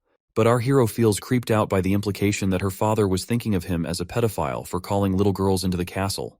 The boy then gets down to business, pointing out that Nana has healing abilities that could be invaluable in Border Town during the months of demons, to aid in healing the injured. However, the dawning father, Mr. Pine, politely declines, concerned for his daughter's safety if she stays here. Our hero reveals that opportunities often come with dangers, mentioning that from what he's heard, Nana's grandfather and Mr. Pine's father were courageous knights. The Pine family's noble lineage comes from their grandfather's heroic deeds. Mr. Pine agrees, and proudly recalls how his father once faced down an incredibly powerful demon and actually defeated it. He even has the demon's massive horn hanging over his fireplace to prove it. But then our hero points out how the Pine family is not as prestigious as it was before. Pine family is just a working-class citizens now, to which the father sadly admits. He then notices Pine's rough, calloused hands, proof that Mr. Pine hasn't given up on his warrior spirit and still trains daily to sharpen his sword skills. So, he cleverly suggests that Pine join in defending the border, promising to grant him enough land to become a true noble. Despite this tempting offer, Pine isn't willing to take the risk and prefers to send Nana to Longsong Fortress rather than see her in harm's way. Our hero reminds him that Longsong Fortress isn't as safe as Border Town. The church has eyes and ears everywhere there. If the truth about Nana gets out, not even he could protect her. He promises to prepare a small boat for a quick retreat to Longsong in case of trouble, ensuring Nana and Anna's safety. Finally, the old man puts his faith in the prince, nodding respectfully and pledging his loyalty to fight for our hero's cause.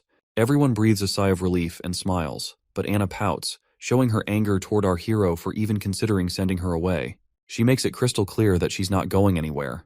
The next day, the old constable shows up looking really worried that they've blown all their money on weapons and army training. He's fretting that if things keep going like this for a few more months, everyone's going to starve for sure. The boy facepalms himself and gives him permission to use his savings for their budget. The old man agrees but grumbles it won't solve their long-term problems.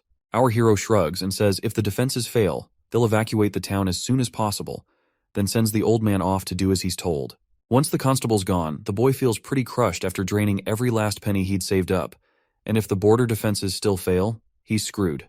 Then, his mood perks up when Nightingale shows up again. The woman immediately points out that he had lied to the old man about leaving the town. The prince immediately admits his lie, because he does not want to spread distress among the already terrified townspeople. Nightingale advises him to spend his time with Anna instead of stressing over politics. She shares her fear that Anna might not be around much longer, but the boy insists she will survive, because she has promised to beat those demons at all costs. Nightingale wonders how he can trust a witch cursed by demons.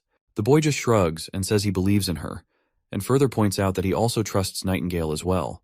The woman just stares at our hero's poker face and realizes he's not lying. He casually points out that he doesn't lie without a good reason. Suddenly, they hear a commotion outside. Nightingale glances out the window and gets visibly anxious, noting that it's snowing. Winter has arrived. The boy decides to check on Hunter Ironaxe and his progress. At the shooting range, Ironaxe is using the guns and hitting bullseye after bullseye. The prince shows up and asks about the training. Ironaxe lights up like a kid, enthusiastically mentioning that he's nailed all the basics he was taught. The prince isn't surprised, because being a warrior through and through, Ironaxe has been able to master any weapon given to him. The man praises this iron pipe of the gods for its insane power. He grits his teeth, saying if he had this pipe when he fought that hybrid monster, it wouldn't have stood a chance. Ironaxe drops to his knees, overwhelmed that the prince entrusted such devastating power to a humble hunter like him, and promises not to let his prince down. The prince then checks in with his chief knight, Carter, asking how things are going. The knight looks a bit serious and mentions they could really use more than just the 2 guns they have. Our hero gets it and assures him that 2 more guns are already in the works and should be ready soon. He admits they rushed the gunpowder development because the months of demons are finally here. I'm starting to feel like this comic is turning into a manhwa version of Game of Thrones. Anyway, once he climbs up the city wall, the soldiers greet the prince right away. Seeing them bow their heads makes our hero feel sheepish, wishing he had taught them some proper military etiquette. The hunter points out that there aren't many demons after the first snow, but our hero tells him to stay cautious regardless. Suddenly they catch a sight of something, and there they see a demon in a distance. The soldiers start to panic, and one of them even asks if they should sound the alarm. Our hero tells the soldier to decide for himself, since he has more experience after their training. Finally, the soldier decides not to sound the alarm and puts his bow down. Our hero is relieved to see that his training of these soldiers is paying off, because dealing with the presence of the demon should be handled with caution instead of acting on impulses.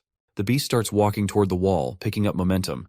The prince squints his eyes and gazes closely, wondering if it's a mutated fox. The hunter agrees, pointing out that the animal has recently been possessed, so it's not that threatening. The wolf gears up to jump over the wall, and the hunter quickly gets ready for the attack. Chief Knight Carter steps forward, shielding the prince. Just as the beast lunges at them, the hunter lets loose an arrow that flies through the air and instantly brings down the beast. The prince peers down to see the creature lying dead on the ground. The knight lets out a sigh of relief that they avoided a close encounter. Meanwhile, our hero notices the strange black blood and can't help but wonder why it's like that. He's also puzzled about why witches can snap out of demonic influence, but these animals can't. Curiously, the boy asks if someone bitten by a demon could turn into a mindless ghoul. The hunter immediately dismisses the idea, saying there's no such thing as ghouls. Our hero breathes a sigh of relief, glad he won't have to deal with a zombie apocalypse. He then asks if the meat is edible. The knight started to freak out upon hearing this, and questions why the prince would consider eating cursed meat. The hunter agreed, recalling how he once fed a chunk of demon flesh to hunting dogs, which led to their deaths immediately. The boy sighs in disappointment, thinking it's a total waste of good meat.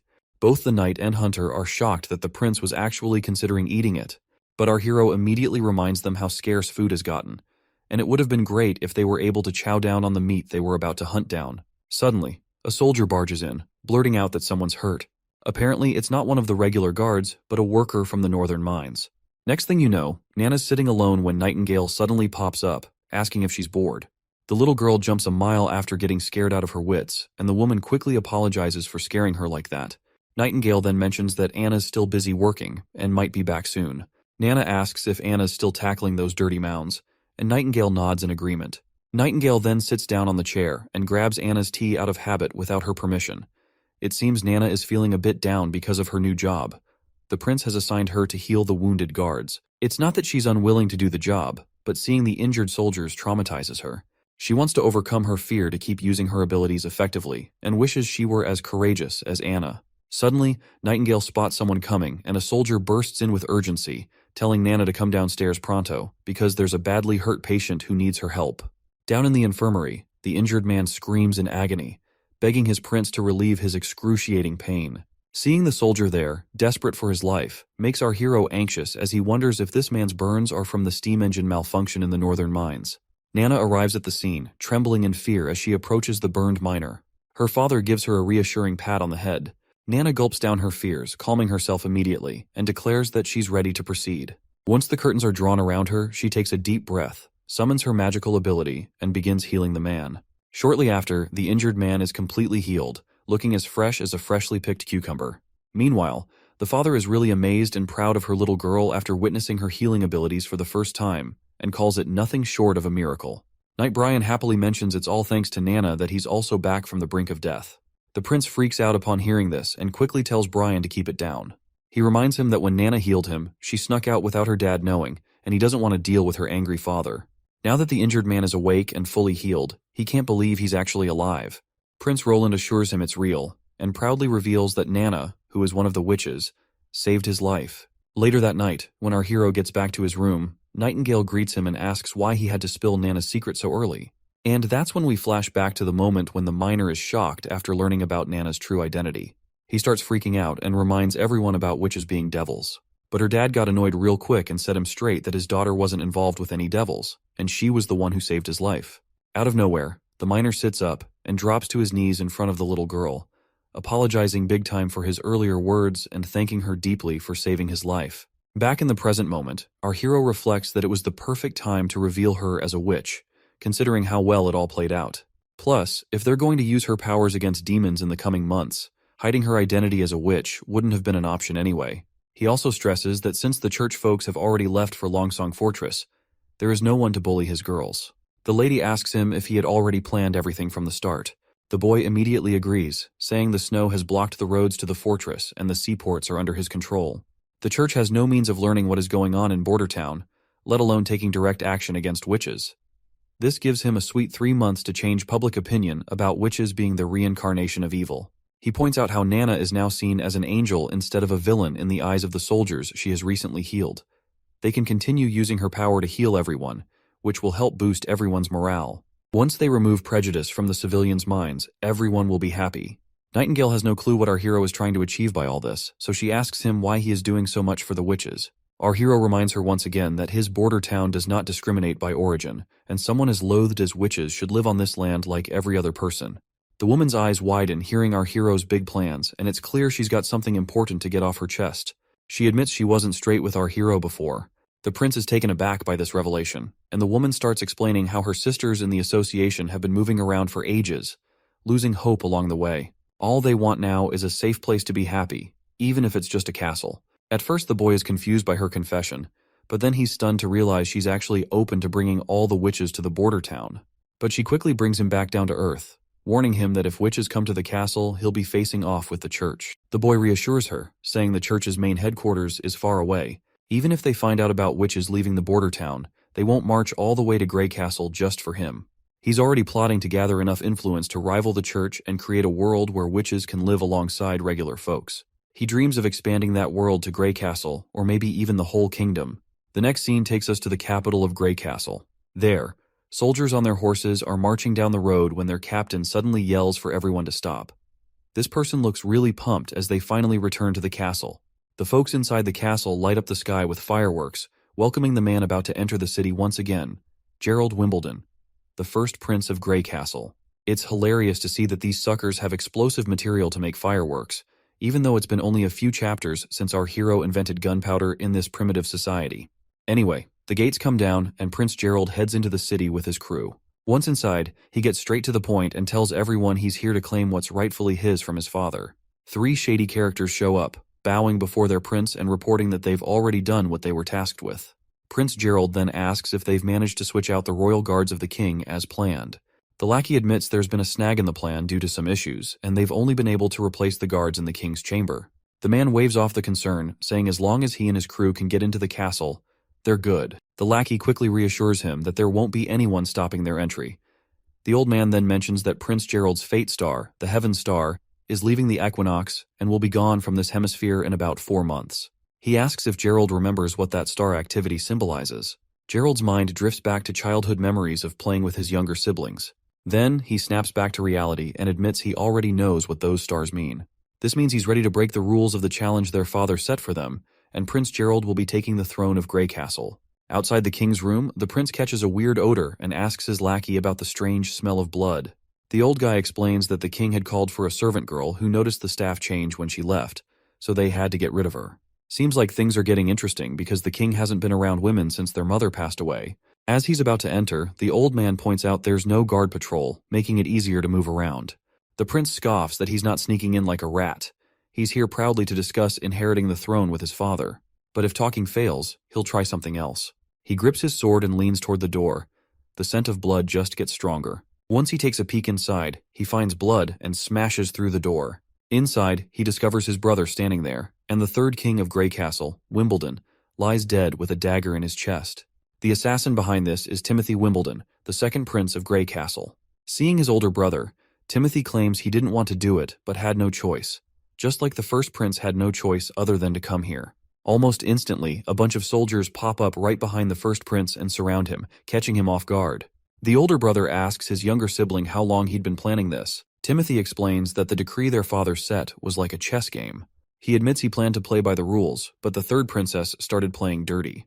He also points out Gerald as a dirty player, suggesting the first prince wouldn't have rushed all the way across the kingdom to the capital without a heads up from his astrologer lackey. Seems like his lackey has also betrayed the first prince, though the old man clarifies he never lied. When the heavens move from the equinox, it symbolizes a seeker who's lost their way, but also foretells downfall.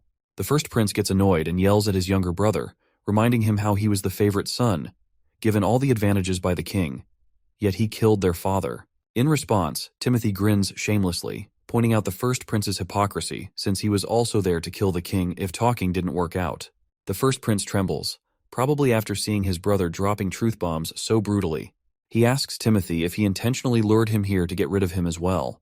Timothy just shrugs, saying he didn't plan to confront their sister just by staying put to kill his older brother. He's kinda impressed their sister also saw all this coming before the decree was even written.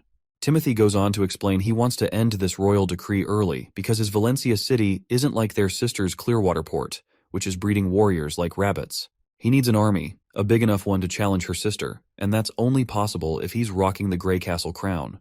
The first prince gets furious and charges at his brother, but the soldiers quickly intervene. One of them strikes him from behind with a spear, forcing him to drop to his knees in front of his younger brother. Timothy devilishly informs his brother that he'll be framed for killing the king and labeled a murderer, and he will face the guillotine for his crime as well. The soldier pins the first prince down, but he keeps protesting, asking if Timothy even has the right to judge him, and vows to expose Timothy's crimes to everyone in public. But Timothy has covered all his bases. He's prepared a potion called the Silencer. Once someone drinks it, they won't be able to utter a word. After executing his brother, Timothy plans to play the grieving role perfectly. With no one else in line for the throne, he'll become king without breaking a sweat. He further tells his brother to curse his sister for the terrible fate he's about to face, while the first prince's mind flashes back to a memory once again, and the soldiers start dragging Gerald out of the place. The cunning fox who betrayed the first prince starts calling Timothy king, declaring that the crown is already his. Timothy gives the man a verbal high five for a job well done, but then he pulls out a presumably poisonous pill and tells the man to swallow it if he doesn't want to be betrayed later. Timothy looks at his father, gritting his teeth in frustration at seeing him dead before his eyes. The scene flashes back to the past when Timothy reported to the king that Gerald was on his way to the capital with intentions to forcibly take the crown. Timothy asked if the king had a plan to prevent this. The king just grinned manically, leaving the boy confused. In the next moment, the king pulled out a dagger, swung with all his force, and thrust it into his own chest, dying immediately before Timothy's eyes. Right in the middle of things, Timothy is pissed off, trying to figure out who's stirring up trouble in the fight for the crown. He's dead set on finding that bastard and showing them what happens when you mess with royalty. Looks like the women who visited the king earlier must be involved in this mess. In any case, we're back at the border town castle where everything's been pretty smooth lately. The steam engine prototype in the mines got fixed up, no accidents, and demons haven't been causing trouble either. Our hero's been chilling out, brainstorming how to boost the town's economy and fill up his empty wallet back again. But then, bam! His peaceful moment gets crashed by the knight barging in with bad news. A massive horde of demons is swarming outside the walls. Down at the border, below the wall, a bunch of monsters are howling their heads off. Up above, the soldiers look freaked out at the sheer numbers. And let's not forget Vonner. He was just a regular miner who ended up joining the army just to eat damn eggs. One of the beasts charges at the wall and directly hits HTE wall, leaving the entire wall shaking. And that also did quite a damage to the wall, but the monster immediately falls to the ground and the wolf-type monsters starts marching down. Hunter Iron Ace quickly tells everyone to gear up their spears.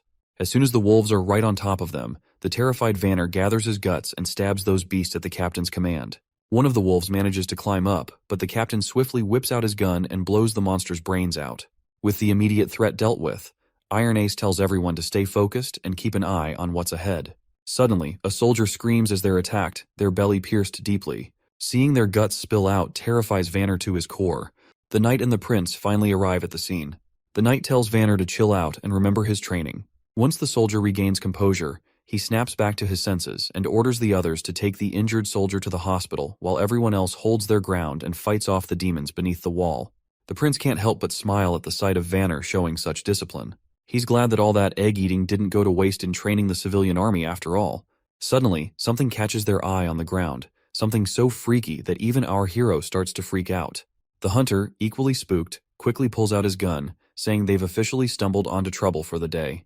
Our hero's mind is spinning at the sight of this behemoth, a disgusting creature that seems to break all the rules of biology.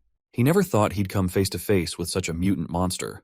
The soldiers rain arrows down on the behemoth, but it's like shooting toothpicks at a tank. The arrows just bounce off its thick, mountain-like shield. They look to their leader, asking what the heck they should do next. Meanwhile, the monster keeps stomping along, each step rattling the whole dang ground. Realizing they need more firepower, our hero tells his crew to get their muskets ready. When the monster gets close enough, they start blasting away, but it's about as effective as trying to stop a T-Rex with a water gun. The soldiers start freaking out when even the muskets can't do squat against this monster. The prince quickly tells them to chill and orders Vice Captain Vanner to round up some guys and grab dynamite from storage. After dishing out orders, he tries to get everyone to listen, but bam! The giant behemoth demolishes the wall they busted their butts to build. At this point, the prince is pretty darn sure they're screwed. He didn't figure the monster would be this tough and calls for an immediate retreat before shit goes down real bad. As the wall crumbles, Nightingale swoops in and saves our hero from a nasty fall. Once they're back on solid ground, the boy asks her what she's doing there. She explains she came because she was worried, and now it looks like her worries were on point. She asks our hero how he plans to handle the monster. He assures her he's still got a trick up his sleeve, and right on cue, Vanner strolls back with dynamite in hand. Our hero jumps in, shouting at Vanner to light the fuse and chuck the dynamite under the monster's legs. Meanwhile, poor Vanner's freaking out in this life-or-death situation. Finally, he gets the fuse lit, plops the dynamite down, and bolts out of there while the fuse starts sizzling. Once that fuse burns down, boom! The whole place shakes with a massive explosion, hitting the monster square in the gut. Everyone starts busting out victory moves as they watch the monster crash lifelessly to the ground. The prince is grinning like he just aced a test. But their celebration is cut short when they spot more beasts roaring back at them, even though they're just regular old critters. But they are in numbers. The soldiers scramble to get their shields up, and our hero is standing there clueless and panicking. The boar suddenly lets out a roar and charges right at their group. One soldier, lying on the ground, can't believe his eyes as he sees this girl stepping into the fray. But this ain't just any girl. It's Anna, and she's no ordinary lady, and you better get that to your head. Anna stares down the monster, showing no fear. She taps into her powers and throws fire right at the boar. The flames hit the mark, roasting the boar alive. Our hero's jaw drops, totally caught off guard by what he's seeing. Our hero feels like a complete idiot for never thinking about Anna's role on the battlefield beyond her building and town projects. That's exactly why he kept her safe in the sickbay, to avoid any danger, and he has no clue how she got out of here. As one of Knight Brian drops down to his knees, he informs the prince that Miss Anna was worried about his safety and insisted on coming to the wall, and he was not able to stop her. Originally, our hero had planned to sway public opinion in favor of witches using Nana's abilities, and once more people accepted witches, our hero wanted to reveal Anna's existence publicly. But it seems like the cat is already out of the bag. The boy quickly orders Brian to protect Anna from the danger, and he instructs Nightingale to do the same. Meanwhile, Anna steps forward confidently as soldiers gather around her protectively. With a determined look, Anna raises her hands, flames flickering to life, and she creates a wall of fire in the hole in the wall, blocking the monsters from advancing any further. Our hero is completely shocked by the magnificence of Anna's fiery display, but monsters continue to emerge from the flames. That is when the boy locks eyes with Anna. And in that moment, the prince understands what needs to be done. He immediately grabs the gun from the knight's hand and begins shooting down the monsters, aiming straight for their heads. The sight of their prince taking action startles everyone. Our hero raises his own gun, rallying the soldiers to prepare their spears and charge forward. His crisp voice fills the atmosphere as he commands them to protect their wall and their border town. The crowd really gets fired up to protect their town, and everyone is ready to take those critters down. After a while, the last wolf standing takes a bunch of arrows and drops lifeless to the ground, finally letting the soldiers savor their victory. The knight is totally blown away by their successful defense of the turf. But then, the prince suddenly remembers Anna, and he starts losing his shit because he's been so busy commanding that he almost forgot about her. He's worried about how he'll explain all about her being a witch to the civilian army. As he frantically looks around for her, he notices something surprising. Everyone is showing her respect instead of calling her the reincarnation of some devil or whatever. The prince is almost clueless about this unexpected attitude toward her from the civilians. Even though her fiery power had scared him, it seems to have earned trust and gratitude from others as well. When Anna finally stands before the prince, she looks exhausted from using her powers and promptly faints, dramatically falling right onto our hero's chest. The next scene takes us to Clearwater Port at Garcia's residence, where the third princess gets the news that her father has kicked the bucket. According to the letter, her brother, Gerald the First Prince, has been fingered for the assassination and is now locked up by the guards. They're saying he didn't kill himself, but rather got slapped with an execution sentence by the bigwigs. This news really throws her knight for a loop, and he finds it all pretty fishy. After a bit of hemming and hawing, she admits her brother can be a bit of a dumbbell, but he's not dumb enough to wish for death.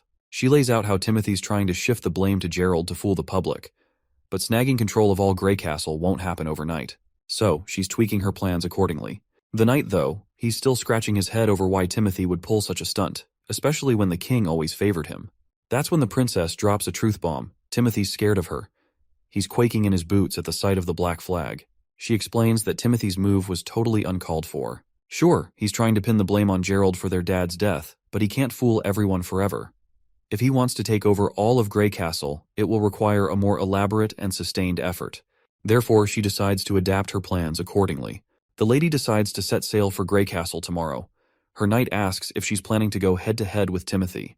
She tells him that if Timothy isn't waiting out the 5 years to let the decree end organically, she won't either. The knight looks anxious and mentions that the whole kingdom must be mourning the king's death by now.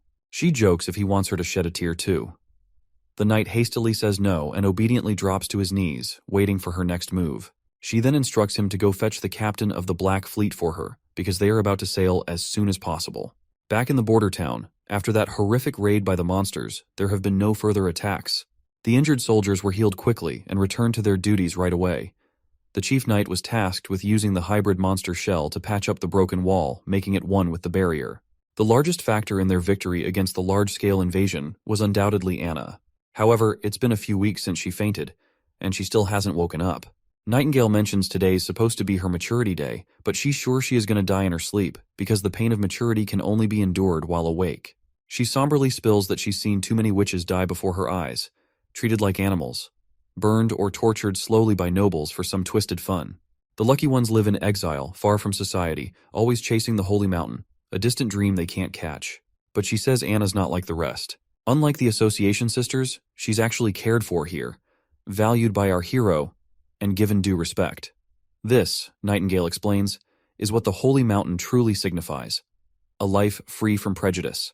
In Anna's case, she has already achieved this. As the memories of Anna flood our hero's mind, her strength, her resolve from the day one to the moment she vowed to stay with the prince, he clutches her hand tightly, refusing to let her slip away. Just as midnight strikes, Nightingale notices Anna's puberty beginning, sensing the magic within her body stirring.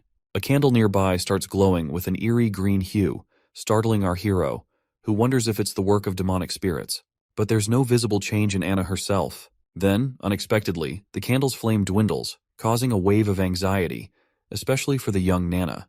The candle flickers back to life with that bright green energy, surprising everyone again. Suddenly, Anna opens her eyes, which shocks everyone present. Prince Roland hurries over, immediately asking how she's feeling. Thankfully, Anna seems totally okay. She reaches out her hand toward our stunned hero, and he's not quite sure what to expect. But then, a flame bursts to life over her palm, glowing in that vivid green color, which catches everyone off guard once more. After summoning his courage, Prince Roland cautiously reaches out to touch the flame. Just as he does, the scene shifts into the office, where we see our hero's bewildered face. He is shocked to hear that Nightingale has decided it's time for her to leave the border town. She remarks that Anna not only woke up but also survived being possessed by demons, something totally unexpected and unexplained. She suggests that Anna's new ability with those green flames seems to be fully under her control now, synced perfectly with her mind. Anna can adjust its heat, manipulate it, and even move it within a 5-meter radius whenever she wants. But she's still confused over how she dodged that painful experience, given her super strong magic. The guy figures maybe after she used up all her magic at the border, her magic tank was running on empty, which might have toned down the demon pain. You know, witches are all about magic stuff. Since witches gotta keep their powers hidden from the civilians, all that magic energy builds up inside them. So when they hit maturity, bam, it's like a pressure cooker of magic causing them agony. Nightingale nods along, seeing the logic in his theory, and decides she's got to jet back to the association pronto. Winter's coming, and there's going to be a bunch of witches hitting puberty soon. She vows to bring any survivors back here to Prince Roland's town, hoping he'll take care of them like he did with Anna. But Prince Roland tells her to stay put. Maybe wait till the demons have stopped popping up and the weather settles down. Nightingale smirks, saying even getting to association a day early could save lives. Plus, she assures him the demons won't be able to detect her, so she's good to go. The prince then asks about her own awakening, to which the woman brushes it off, saying it's the start of spring and there's no need to worry since she has gotten used to the pain. Still, he advises her to take care on the road. Before disappearing, Nightingale pays her respects to Roland one last time and vanishes abruptly as usual. Her sudden disappearance leaves the prince unsettled because he's never been a fan of her habit of appearing and vanishing without warning. Sitting back, he sinks back into his thoughts, mulling over how if his theory about witches turns out to be true, it could be a game changer. He then looks over at his ridiculously long to-do list, realizing there's a mountain of tasks waiting for him. But just as he starts pondering where to begin, his consultant bursts in with urgent news. A messenger from Longsong Fortress has arrived. The ambassador seems unusually anxious, and the prince wonders if things are going south for Longsong Fortress. His eyes widen as he reads the message. The king has passed away. Redhead, the ambassador, quickly clarifies he's there under orders from Duke Rayan. The royal decree for the 5-year challenge has ended, and Majesty Timothy Wimbledon is now the new king of Grey Castle. The ambassador leaves our hero totally shocked when he reveals that Timothy wants to reward the Prince Roland with new territory and a new position. A moment later, the consultant expresses his grief over the king's death at the hands of the first prince and asks what they should do next. The prince reveals that everything about the situation seems too suspicious to believe, and he will decide after monitoring his two sisters' movements. He admits he doesn't know much about the fifth princess's motives, but he's sure she's not the type to take risks, so he wants to follow her lead. He's also certain that the capital will likely descend into chaos with this power shift, and their priority should be to safeguard their families. With that in mind, he tells his consultant to instruct the chief knight and all castle staff to write letters home. The prince wants to ensure that everyone's families are escorted to other towns to hide. The consultant expresses his gratitude for the prince's careful consideration. The prince also tells his consultant that he wants to stop exporting the town's metals and will only sell gems and rocks to Willowtown, as he wants to use the metals for himself to make more machinery. Additionally, he plans to incorporate more civilians into the army and train them accordingly. He feels smug as he considers the news that the ambassador brought a blessing in disguise. Roland is confident that as long as he hunkers down in Border Town, someone will try to bite him, such as Duke Rayan from the Longsong Fortress. Once the months of demons pass, he is pretty sure that Duke Rayan will try to extend his influence across the western side of the kingdom under the new administration, and this is precisely what Roland wants. Industrialization is his priority, but what he lacks most is people. Border Town's population is only around 2,000, limiting the expansion of his projects due to a labor shortage. Buying slaves, recruiting talented individuals, or increasing the birth rate seem unrealistic. On the other hand, if they can take Longsong Stronghold, he can gain a large number of freed people while accumulating wealth. Assimilation is easier, and invasion is the best way to grow the population and gather wealth. Roland acknowledges the hassle of challenging the entire fort of Longsong, and he can only wait for Nightingale to return with the witches. This is also the sole reason the prince wants to expand his civilian army and wants to make more machinery. The next scene takes us to the northern mountain range, where Nightingale proceeds down one of the tunnels. Her steps are soon halted by roots growing out and blocking the entrance. Nightingale immediately introduces herself, and the lady known as Leaf withdraws her roots and gets delighted to see her friend back. After exchanging pleasantries, Leaf reveals that one of the two witches, Erin or Ashley, failed to make it to maturity. They then decide not to dwell on gloomy things and proceed to get inside. Nightingale is looking forward to seeing her friend Wendy, and as soon as Wendy is called over by her friend, she spins around and greets Nightingale warmly, playfully calling her Veronica. Wendy takes Nightingale's hand in hers, causing Nightingale to blush and assert that she's not the same weak girl as before, preferring not to go by Veronica anymore. Wendy insists she shouldn't deny her past because it's a part of her. Nevertheless, Nightingale is glad to see her friend, and they embrace each other tightly. Wendy then inquires about Anna and whether Nightingale managed to help her through her maturity. With a smile, Nightingale reveals that Anna didn't need any saving at all. In fact, what they've discovered is going to change things for all the witches. In a few moments, Nightingale spills the beans to her sisters about the prince and how he's letting everyone stay in his border town without any discrimination against witches. Wendy's not buying it at first, but Nightingale swears up and down that the prince not only said it, but also saved Anna and Nana. Not only that, the prince does not believe in any bullshit about witches being possessed by devils, and stresses that witches get their power from themselves. To seal the deal, Nightingale reminds everyone about her ability to smell lies, so they can trust her when she says the prince is serious. She spills about his plans to protect witches and even go against the church if he even has to. Then she pulls out the steam engine blueprints, proving they can build a kick-ass sanctuary to rival the Holy Mountain. Just as Nightingale's painting this picture of paradise, some lady with green hair barges in, telling everyone to shut up. She seems like their teacher, and Nightingale quickly shows respect by bowing her head. The teacher gives Nightingale the stink eye, wondering aloud if she's saying the Holy Mountain they've been chasing forever is just a bunch of hot air. Next up, we're with the new king, Timothy, where a knight shows up with a stone called Divine Judgment, supposedly the ultimate weapon against demonic forces. The knight boasts that the church has confirmed its power to handle witches for ages, but Timothy's annoyed, blaming witches for his father's suicide. He orders the knight to keep capturing witches and scour the capital thoroughly for more. Meanwhile, back with Nightingale, she wakes up tied to a pillar with that same witch suppression stone around her neck. She's trying to figure out how she ended up in this mess. We flash back to when the green-haired lady freaked out at the idea of the prince siding with witches. She rants about how witches have been persecuted and killed for ages. She believes Nightingale has been deceived by the prince and insists that the pain of maturity is a sacred test for a witch's body and mind, and only those who endure it can achieve true power and find eternal peace in the Holy Mountain. Nightingale is shocked to realize that all the suffering witches endured was just a test for this woman. She's further annoyed at the thought that her fallen sisters, who endured so much pain, are simply dismissed as disqualified subjects. The teacher offers Nightingale a final chance to seek forgiveness for her ignorance and mistakes, promising her mercy. But Nightingale remains resolute, insisting she'll only take sisters with her who believe in her. As she tries to leave, a snake immediately grabs her feet, and before she can react, she blacks out from the venomous injection of petrification, waking up to find herself in her current bind. While they're face to face, Nightingale reminds her why he's using that stone of divine judgment even though they don't believe in that stuff. The snake lady says it's just a tool to punish disobedient kids. She reminds Nightingale how Wendy saved her from the clutches of the aristocrats. Instead of repaying that kindness, now Nightingale is trying to sell them all out to those filthy nobles just to mend her relationships with them again. Nightingale denies any such motive, emphasizing she only wants her sisters to live freely without fear of starvation or the pains of maturity, and believes everyone deserves the right to choose their own path. She points out how much Border Town has changed, pointing out that the steam engine blueprint she brought is just one of many miracles. The snake lady scoffs, saying she can't make heads or tails of the blueprint and tosses it into the fire, declaring that a hunk of steel can't move like it's alive and she's no fool. She then grabs the hot dagger and holds it just inches from Nightingale's neck, letting her know this is her last chance to beg forgiveness for trying to deceive the Witch Association.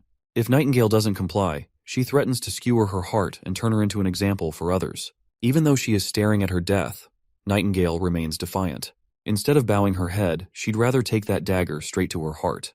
That's when Wendy steps in, reminding them how many sisters they've already lost and they can't afford to lose another. The snake woman grows agitated, demanding to know if Wendy also believes Nightingale's lies. Wendy denies it, stating she's not planning to go to the border town, but she agrees with Nightingale that everyone should have the right to choose their own path. Wendy then asks if anyone wants to bail with Nightingale to the town, but nobody speaks up. Seeing this, Wendy suggests letting Nightingale go solo since she hasn't done anything to harm the gang. The others agree, telling their teacher to set Nightingale free. But the teacher goes absolutely bonkers, saying she can't risk letting Nightingale go because she might expose their turf location to the church. She swings her dagger, ready to strike, but before she can, Wendy steps in and stops her. Wendy grabs a coin and throws it hard at Nightingale, smashing the power suppressor stone. The teacher gets ticked off and goes after Wendy with a snake that bites her hand. But Nightingale springs into action. Before the teacher can react, she's screaming in pain with a sword in her chest, causing her to collapse to the ground. Before anyone can react, Nightingale and her friend start to disappear and exit the tunnel.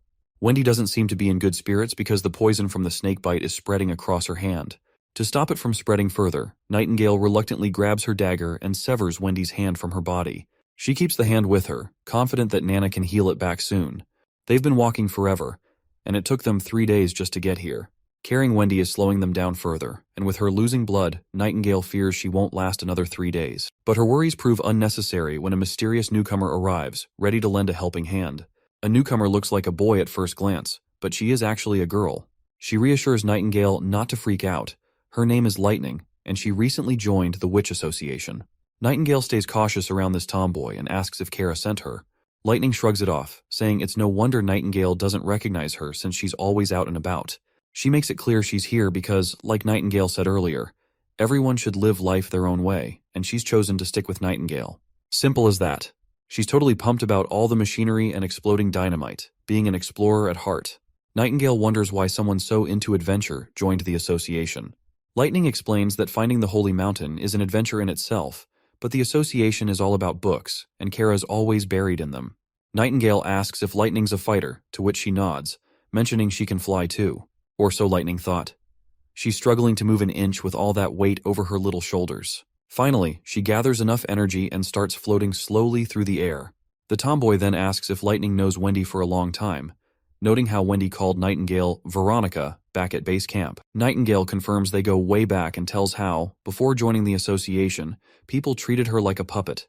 And it was Wendy who showed her way to live. She reveals she had a family in Silver City when she was 13, but her parents disappeared during a commoner uprising. Nightingale's uncle then took her and her brother, Hyde. That was also the year her witch abilities first appeared inside her, but her uncle figured out her secret right away and split her from Hyde, locking her up to train her powers. He threatened to harm Hyde unless she used her abilities for his dirty work. So she became a full-on assassin. Poisoning, ambushing, you name it. She did every kind of horrendous act. As the Gillen family's wealth increased with time, her hands got dirtier and dirtier as well, soaked in the blood of others. The worst part is that her powers were just too perfect for that kind of work. When she finally reunited with Hyde, he turned her away cold, wishing he didn't have a witch for a sister. After that, she was broken inside. When maturity hit, she managed to survive the pain, and her powers also intensified. The prison bars couldn't contain her anymore, so she broke free, killed her uncle, and left with no direction. It was then she found Wendy, who was like a spark of warmth in her cold world. Wendy took her to the association, where she met other witches, and their teacher Kara provided solace to everyone. In the present, Lightning points out that Kara has gone off the rails, finding it hard to believe there's a prince who genuinely cares about witches. After finally reaching Border Town, we find our duo inside this familiar, quaint cottage. The prince can't seem to stop sneezing, wondering who might be thinking about him so much. Just then, a commotion grabs their attention. As they turn around, they see Nightingale and the other two bursting into the cottage, crashing right before their feet. Anna immediately takes her stance to deal with these uninvited intruders. But Nightingale immediately yells at our hero to fetch Nana as quickly as possible. As Nana tends to Wendy's injuries, our hero has no clue what went down at the association that made Nightingale rush back with only 3 witches. He wonders if demons attacked them and if only 3 survived, feeling lucky they have Nana to reattach Wendy's arm. Suddenly, Lightning appears from the infirmary. The prince quickly asks if she's hurt too. Lightning reassures him and points out how the prince really is a decent guy who cares about witches, just like Nightingale said. She admits she didn't believe it at first, just like other members of the association. She then jokes about how the world is full of weirdos, so having a prince like him isn't that surprising. Being called a weirdo doesn't sit well with the prince, who just rolls his eyes. Getting to the point, the prince realizes the association wasn't under attack. That's when Lightning starts explaining the whole situation, clarifying they weren't attacked. Wendy was hurt by their own teacher, Kara, and explains further as to how they ended up here. Once night falls, Prince Roland returns to his room, only to be startled by Nightingale sweetly lying on his bed in her nightsuit. Prince Roland gets all flustered, maybe starting to think about some naughty stuff, imagining Nightingale might be up for getting close after all. Suddenly, Nightingale gets up and strides over to him, leaving him scared out of his wits and pinned against the closed door. He hastily tells her she should rest as long as she needs.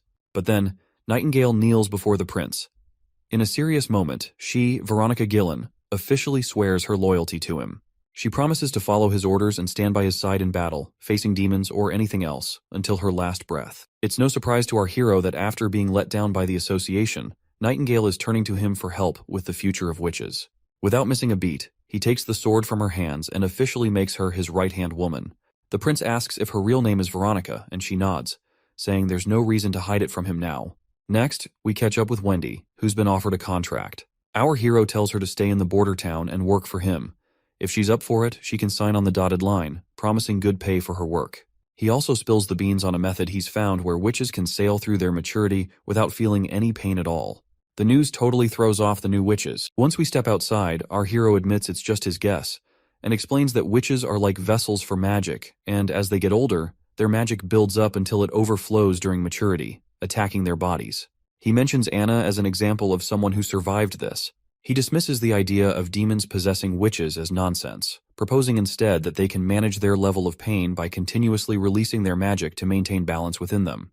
He promises a safe haven in Border Town where witches can practice their magic freely, without anyone discriminating against them or threatening them. He believes if his idea works out, they can create their own version of the Holy Mountain right here in the borderlands they dream of. Wendy has already signed on to the plan and asks where to start. He simply tells her to keep using her magic until she masters full control over it. Once the prince gets busy with the newcomers and their magic training, Nana and Anna have a little chat about recent events. Nana looks impressed by Wendy's wind magic and Lightning's flying skills, which also saved Wendy's life as well. Anna expresses happiness at having so many sisters around, but Nana points out how Nightingale seems to look at our hero with warmth in her eyes, a detail not to be taken lightly. Anna is clueless about what Nana means, but the little Nana warns her friend not to blame her for not giving a heads up, and if Anna doesn't make a move, Nightingale might just win over our hero. Suddenly, they hear the alarm ringing, a clear sign something's wrong. The report comes in that a demon monster has arrived. The hero rushes to the wall and meets his soldiers. He squints to spot the danger but sees no demons in sight. The prince wonders if it was a false alarm and questions the hunter who raised the alarm. The hunter tells him to look closer, and when he does, he sees a dark blob of mist forming. As he takes a closer look, he's shocked to see a hybrid monster right before his eyes. The hunter reveals it's the same hybrid that nearly killed him a few years back. Hearing this, the boy connects the dots. This monster must have some intelligence, unlike regular beasts that just charge and die. But this monster survived for many years, and it always retreats when it senses danger. When the beast reaches the wall, it suddenly stops, leaving everyone puzzled. Unexpectedly, it jumps into the air, and the prince orders his soldiers to attack it immediately. Before they can react, the monster is already airborne, crashing onto the wall above. Our hero is stunned to see how cunningly it targeted the wall's weakest spot, which confirms our hero's last remaining doubts about this monster's intelligence. Once the demon makes it to the other side of the wall, soldiers report it's heading toward the town. The hero commands his 2nd Civilian Division army to accompany him, while the backup division holds the wall for now. Our hero marches toward the town with his platoon, regretting underestimating the smarts of these monsters. Finally reaching the monster's location, they're hit with the gut-wrenching news that it's already devoured someone alive in town. The trail of blood before our hero's eyes sends a terrifying chill down its spine. But he does not succumb to fear, and annoyingly orders everyone to stay on high alert. The monster pops into view once more, snatching another civilian. Prince Roland immediately cautions everyone as the soldiers look helpless against the monster, unable to use their guns for fear of hitting civilians in the chaos. Not only that, the soldiers can't even get close to this monstrosity. Iron Axe commands his soldiers to get on rooftops and higher ground to aim precisely without harming civilians. Soldiers immediately climb up to the rooftop to take their positions. Despite the odds, soldiers manage to shoot over the monster's overgrown head, but they slightly miss their mark. The monster glares back with an annoyed face. But before it can strike, Iron Axe closes in and blasts the monster's head right away, finally avenging the innocent lives taken by this monster. In the Hermes perimeter, north of Grey Castle, a gigantic mutated creature crawls its way toward the towering wall. The knights on the wall tremble as they witness the enormity of the approaching monster. Upon finally stepping on the rooftop, the creature drools and immediately perks up at the sight of the humans nearby. Without hesitation, the monster opens its massive mouth, unleashing an entire army of monsters marching out from its belly. The soldiers realize they're trapped with no escape route in sight. Still, they immediately start running in the opposite direction while a creature in the sky keeps following the soldiers. Eventually, when they reach the inner city's north wall, they find themselves waiting for the gate to open. The girl reveals to us that the whole outer city has been wrecked by the monsters. They've got to defend the church, but with only a handful of soldiers and monsters right on their tails, it looks like a tough fight ahead. But then the girl pulls out a red pill and instructs the soldiers to take it and annihilate the enemy. Without hesitation, the soldiers obey her command. As they swallow the pill, they feel a surge of energy coursing through them, empowering them to march forward against the monsters. Before these foolish soldiers can get slaughtered by those monsters, the gate finally drops, revealing a cocky figure striding out. He declares himself as part of the Judgment Army and orders everyone to clear the path. These soldiers are clad head to toe in sturdy armor, appearing like elite knights. The lady is bewildered by the sudden appearance of this so-called Judgment Army, having no clue who they even are. However, she doubts that mere humans stand a chance against the hybrid monsters. But it looks like we're about to find out if these soldiers are all talk, or if they've got the goods. As the monster and army of judgment comes face to face, the sky monster swoops down. One of the knights on the ground immediately grabs hold of its gigantic sharp claws, and the other knight takes a stance and sends a spear flying with godly speed, piercing the monster right through the head. The woman is completely blown away by the soldiers' speed and strength, which is matching the power of hybrids. As these badass knights wreak havoc on the monsters, the scene shifts to a church spire. On the balcony, we see 3 archbishops using a telescope to observe the Judgment Army. Seeing those monsters dead on the ground, they seem pleased to see that their army appears to be winning against the monsters. Archbishop Taefun shakes his head, noting the worst part of the battle was the total annihilation of the reinforcement armies sent by the 4 great kingdoms. Archbishop Heather chuckles in agreement, commenting on how those kingdoms sent thousands of soldiers who ended up as mere cannon fodder. She's clearly pleased, seeing it as proof that the border defenses of those kingdoms can't hold a candle to the church's mighty Judgment Army. However, a third individual interjects, pointing out the heavy toll of using so many pills in the process and the loss of much of the judicial army, which forms the core of the church's power. Taefun clenches his teeth, emphasizing that they had no choice because the beasts of the wastelands have appeared exactly as foretold in the Bible. He warns that time is running out, and unless the continent unifies and gathers its strength, destruction awaits them all. The arrogant lady chuckles again, saying humans are basically monsters committing horrifying acts just like demons, so maybe wiping out humanity isn't such a bad idea after all. This really ticks off the old man, who tells her to cut out the blasphemous talk and stop defying God's will. But the girl just brushes it off with another sassy comment, saying God never promised humanity would survive, and further challenges the old man, asking if he's sure God cares more about humans than demons. The old man looks even more ticked off, but he stays quiet. Maybe because deep down, he knows there's some truth in what she's saying. Well, even Archbishop Maine thinks the same way as that woman does, but he is also sure that God only favors those who come out on top. Back in the border town, they lay the fallen soldier to rest. Our hero gathers everyone's attention and announces that they are gathered to mourn Mr. Aggie from the Civilian Army 2nd Division. The prince goes on with the usual talk about the man's heroic deeds in sacrificing his life to save their hometown, bidding him a final farewell as they cover his grave with mud. Chief Knight Carker is deeply moved by our hero's compassionate gesture, noting he's never seen someone of noble birth show such respect for commoners whose names he didn't even know. Our hero points out that giving a proper farewell feels right, especially since Bordertown has never held proper funerals for those lost to the monsters, and they deserved more than a hastily dug hole. Besides, the prince believes that holding these funerals serves the purpose of decency and boosts morale. He explains that when people reflect on who and what they're fighting for, it can spark a profound change in an army. He aims to ignite everyone's willpower to steer Bordertown back on track. The wife of the deceased soldier shows up with her 2 kids, one of them really small. The soldiers nearby start wondering how she'll manage now, but this bald guy steps in and explains she'll get her husband's salary, some extra cash, and all the basics to get by. While they talk, Vice Captain Vanner suddenly senses someone nearby. The bald guy asks if something's up, and Vanner mentions feeling a presence of someone but brushes it off, saying he's probably imagining things. Back at the cement-making cottage, our hero catches up with Anna and asks how things are going with making barrels for the blunderbuss guns. Anna sweetly explains that thanks to the new steam-powered boring machine, the blacksmiths can handle most of the heavy lifting now. Meanwhile, Lighting is bouncing off the walls as usual, super pumped about all the new stuff. She bombards the poor smiths with so many questions, they can barely keep up. Well, the prince was already wondering why he has not seen her around lately. I guess he now knows why. Looks like our hero has another project for her to handle. He shows her the rough sketch of a 12-pound gun, essentially a giant weapon for our sweet Nana. The prince then delves into the technical details of how these things work, but everything he says goes right over Anna's head. He then instructs her to use those 2 holes on the ground to cast a die for cannonballs. Anna gets right to work and starts pouring the molten metal into the holes, while the prince warns her not to stare at the bright lava. She immediately closes her eyes, and our hero starts blushing before he moves to wipe the sweat from her face. It's quite literally hilarious that despite the freezing temperatures in this place, these guys are still sweating. Looks like the knight can see that this is more than just a prince wiping the sweat, and the way the prince is blushing just proves it further, and Anna is also blushing as well. Meanwhile, there's this guy who's absolutely freaked out to see our hero, the 4th Prince of Grey Castle, openly sheltering witches. He's practically sprinting to report this back to the king. Looks like Vanner wasn't imagining things when he felt someone's presence, because this man is definitely a spy sent by the new King Timothy. What's really messing with this guy's head is how these regular folks are just chilling with witches.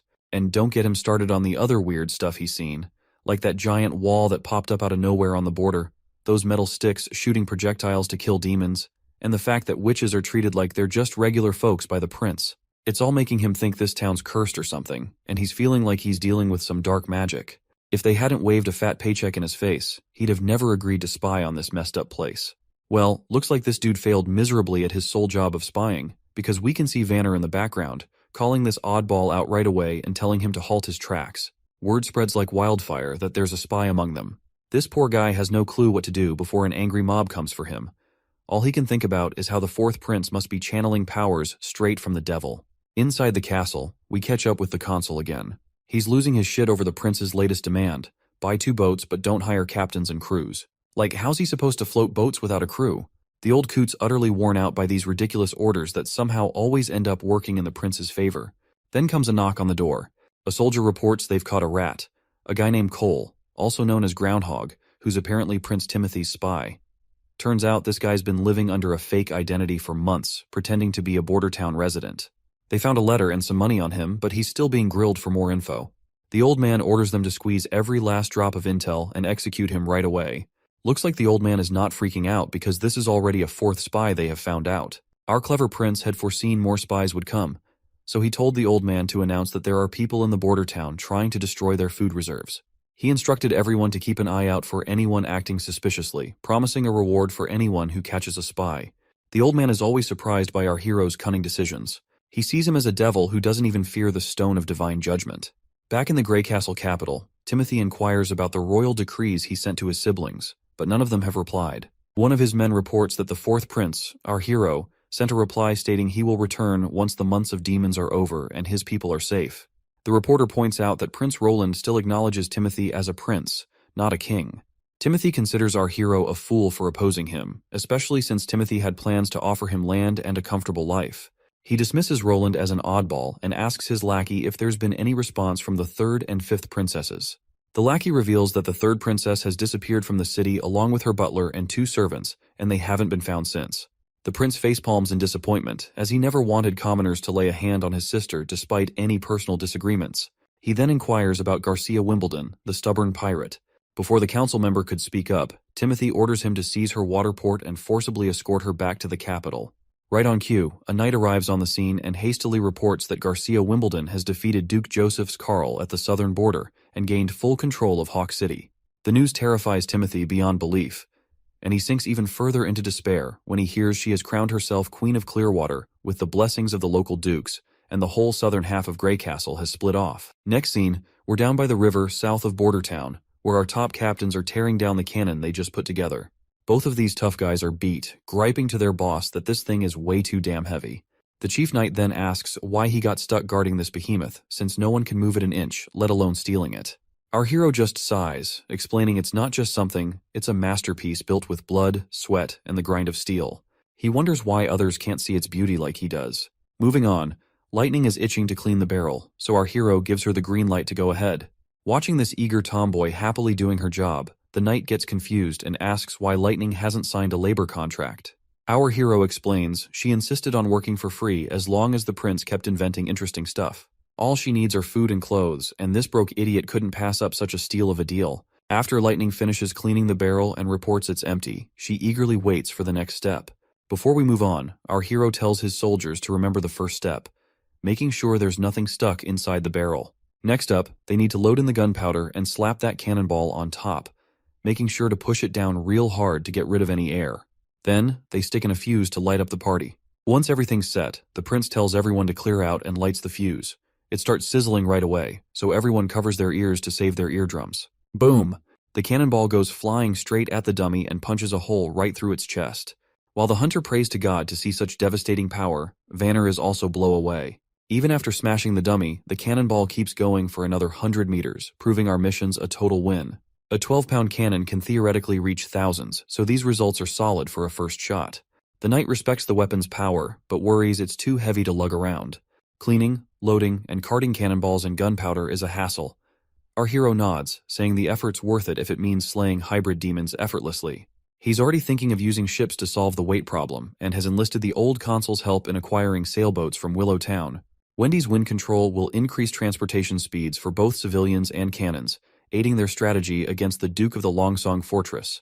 He envisions a pincer attack by approaching the Duke's army from the rear. So much for his boat dreams. The old man burst his bubble by saying they can't afford any sailing boats. A double-masted sailboat costs a whopping 120 golden coins, and that doesn't even cover the crew, which runs about 200 golden royals. Even if they blew all 315 golden coins they have in their treasury, they'd only get the boats, with no pay left for the civilian army next month. Back in the office, our hero keeps arguing with this stubborn geezer that he doesn't need a crew.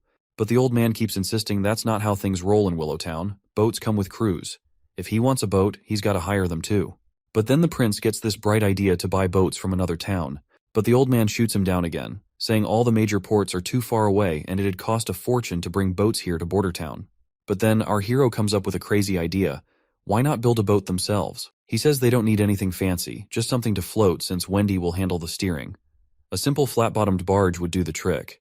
But then the old coot brings up another problem about the materials they'll use. Our hero confidently suggests using light wood, but then he realizes a boat of logs might not be as durable and reliable. He even considers having Anna help weld a proper metal boat, but he's already used up all the metal-making guns and stuff. Then, the idiot remembers they have tons of concrete left over from building the wall. He suggests using wood for the base and reinforcing it with steel rebar, then making the rest of the boat out of concrete.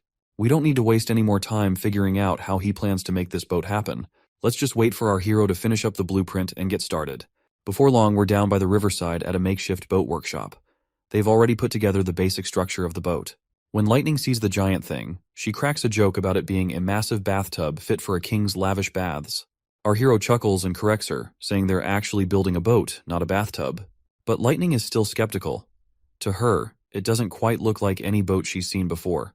While they banter back and forth, Wendy's happy to see Lightning and our prince getting along just fine. To which, Nightingale points out that getting along with others has always come naturally to Lightning.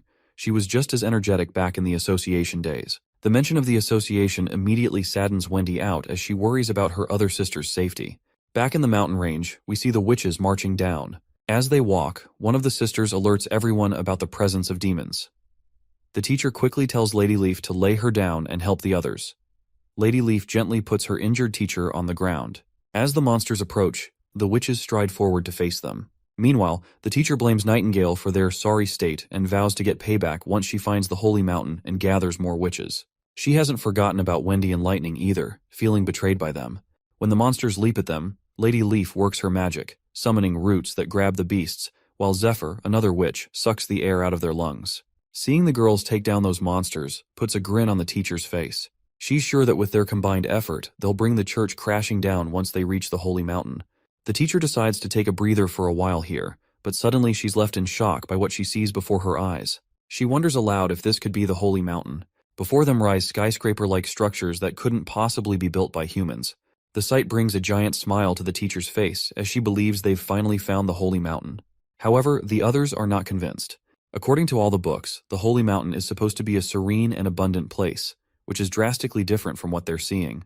Despite Leaf still being unsure, the teacher is going nuts over the grand structures and is absolutely convinced this is the Holy Mountain. Leaf hesitates to voice her doubts, recalling what the teacher did to Nightingale when she disagreed. Feeling she has no other choice, Leaf reluctantly starts walking forward. She's certain that if they don't explore further, the teacher will never rest. As they're walking, one of the witches suddenly drops dead. Lady Leaf tries to pause to mourn her friend, but the teacher snaps at her to keep moving forward, warning that stopping could mean their own death at nightfall. Leaf starts crying, torn between grief and the teacher's urgent commands. The teacher insists that lingering here would only invite demon attacks.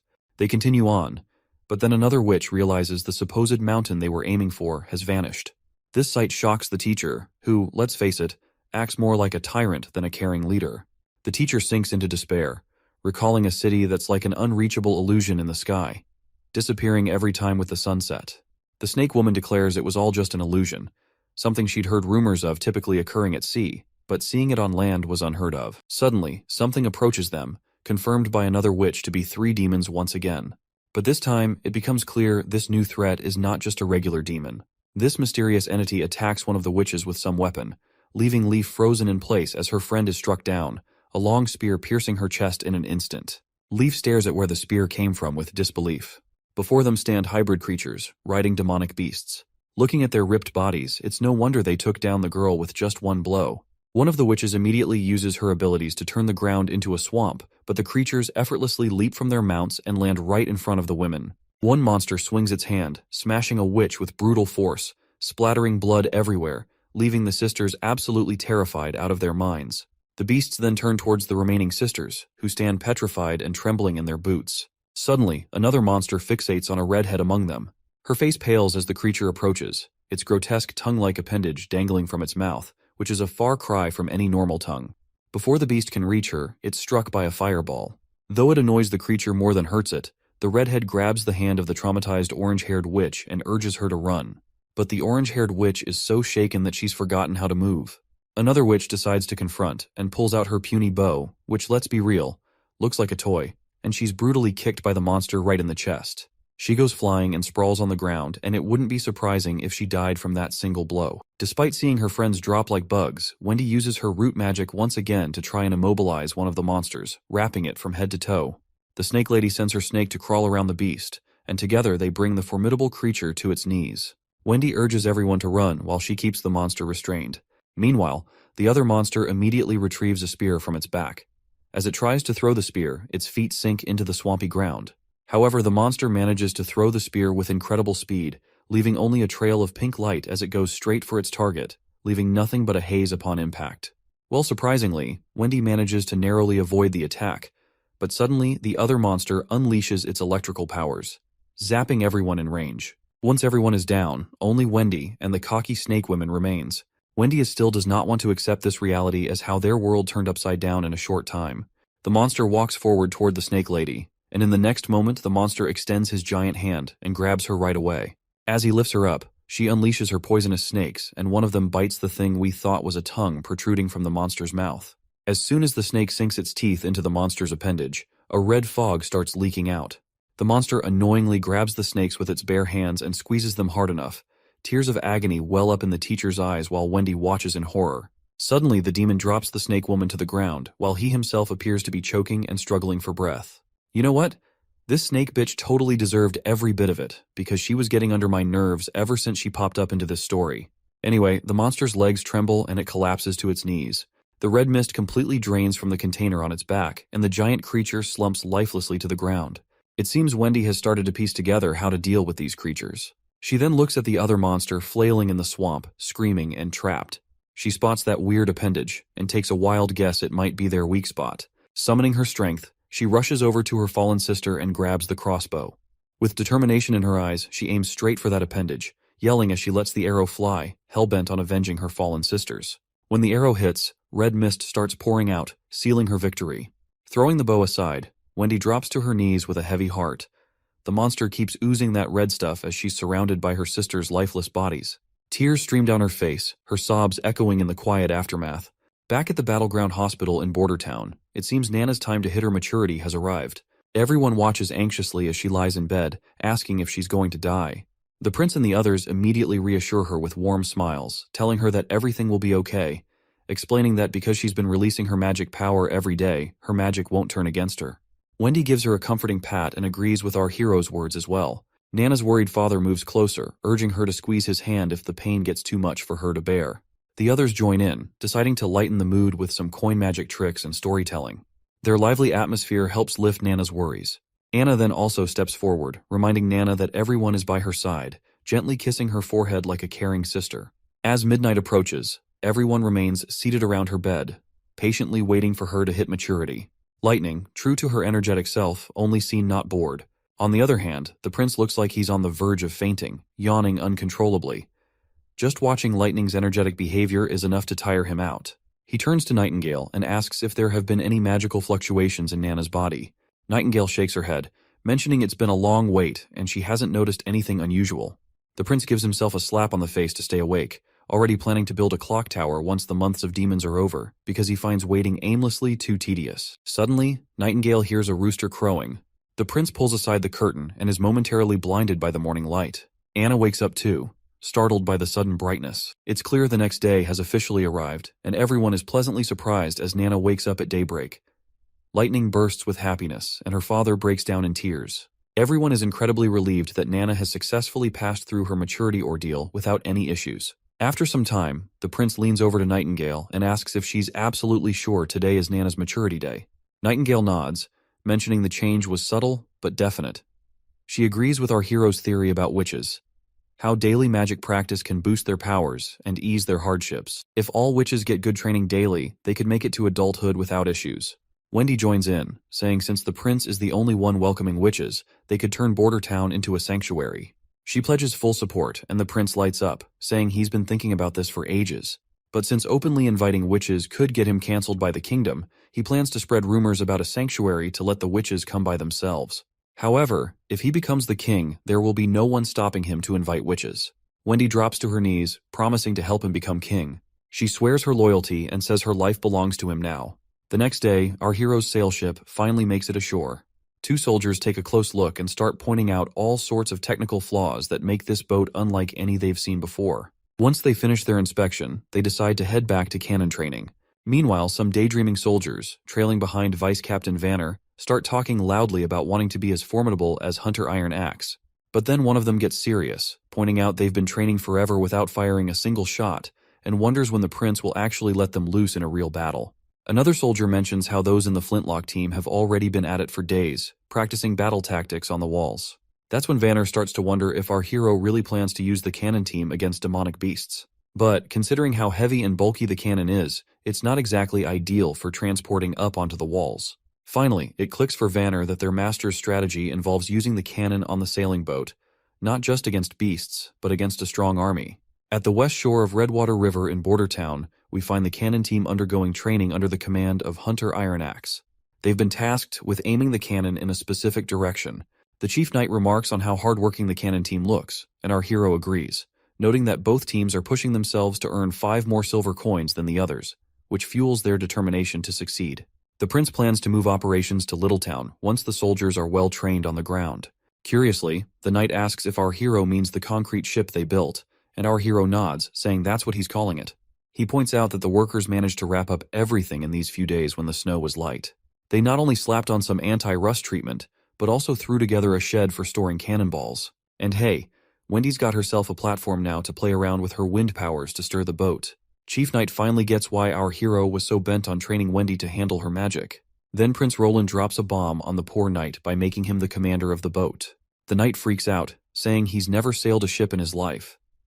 Our hero shrugs it off, saying it's no big deal because the witches will be the ones running the show anyway. When the soldiers finally let loose a cannonball, it goes boom. And our hero is feeling pretty smug as he is about to kick off this new leg of his journey aboard his boat. With the glass bottle shattered by the impact, Lightning finally inaugurates their boat adventure, all set to sail as Littletown's navigator.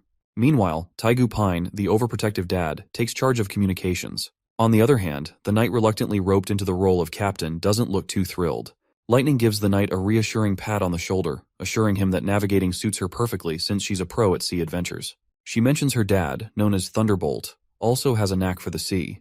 Exploring the ship, Lightning is totally blown away by the bizarre materials it's made of, unlike anything she's ever seen.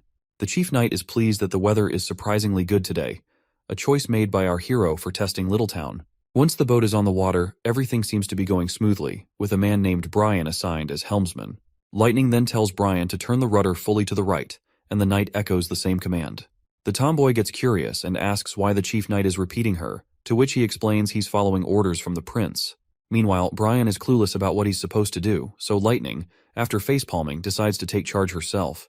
She goes all out and spins the rudder sharply to the left, leaving the two behind totally terrified. After her little adventure, Lightning marvels at how our hero has paid attention to details that even someone with years of sea experience like herself might miss. Lightning then tells Wendy to crank up the wind, since she has been assigned a role as movement power support. Before she got this title, our hero had pushed Wendy to master her magic, which she hadn't really bothered with before getting to Border Town.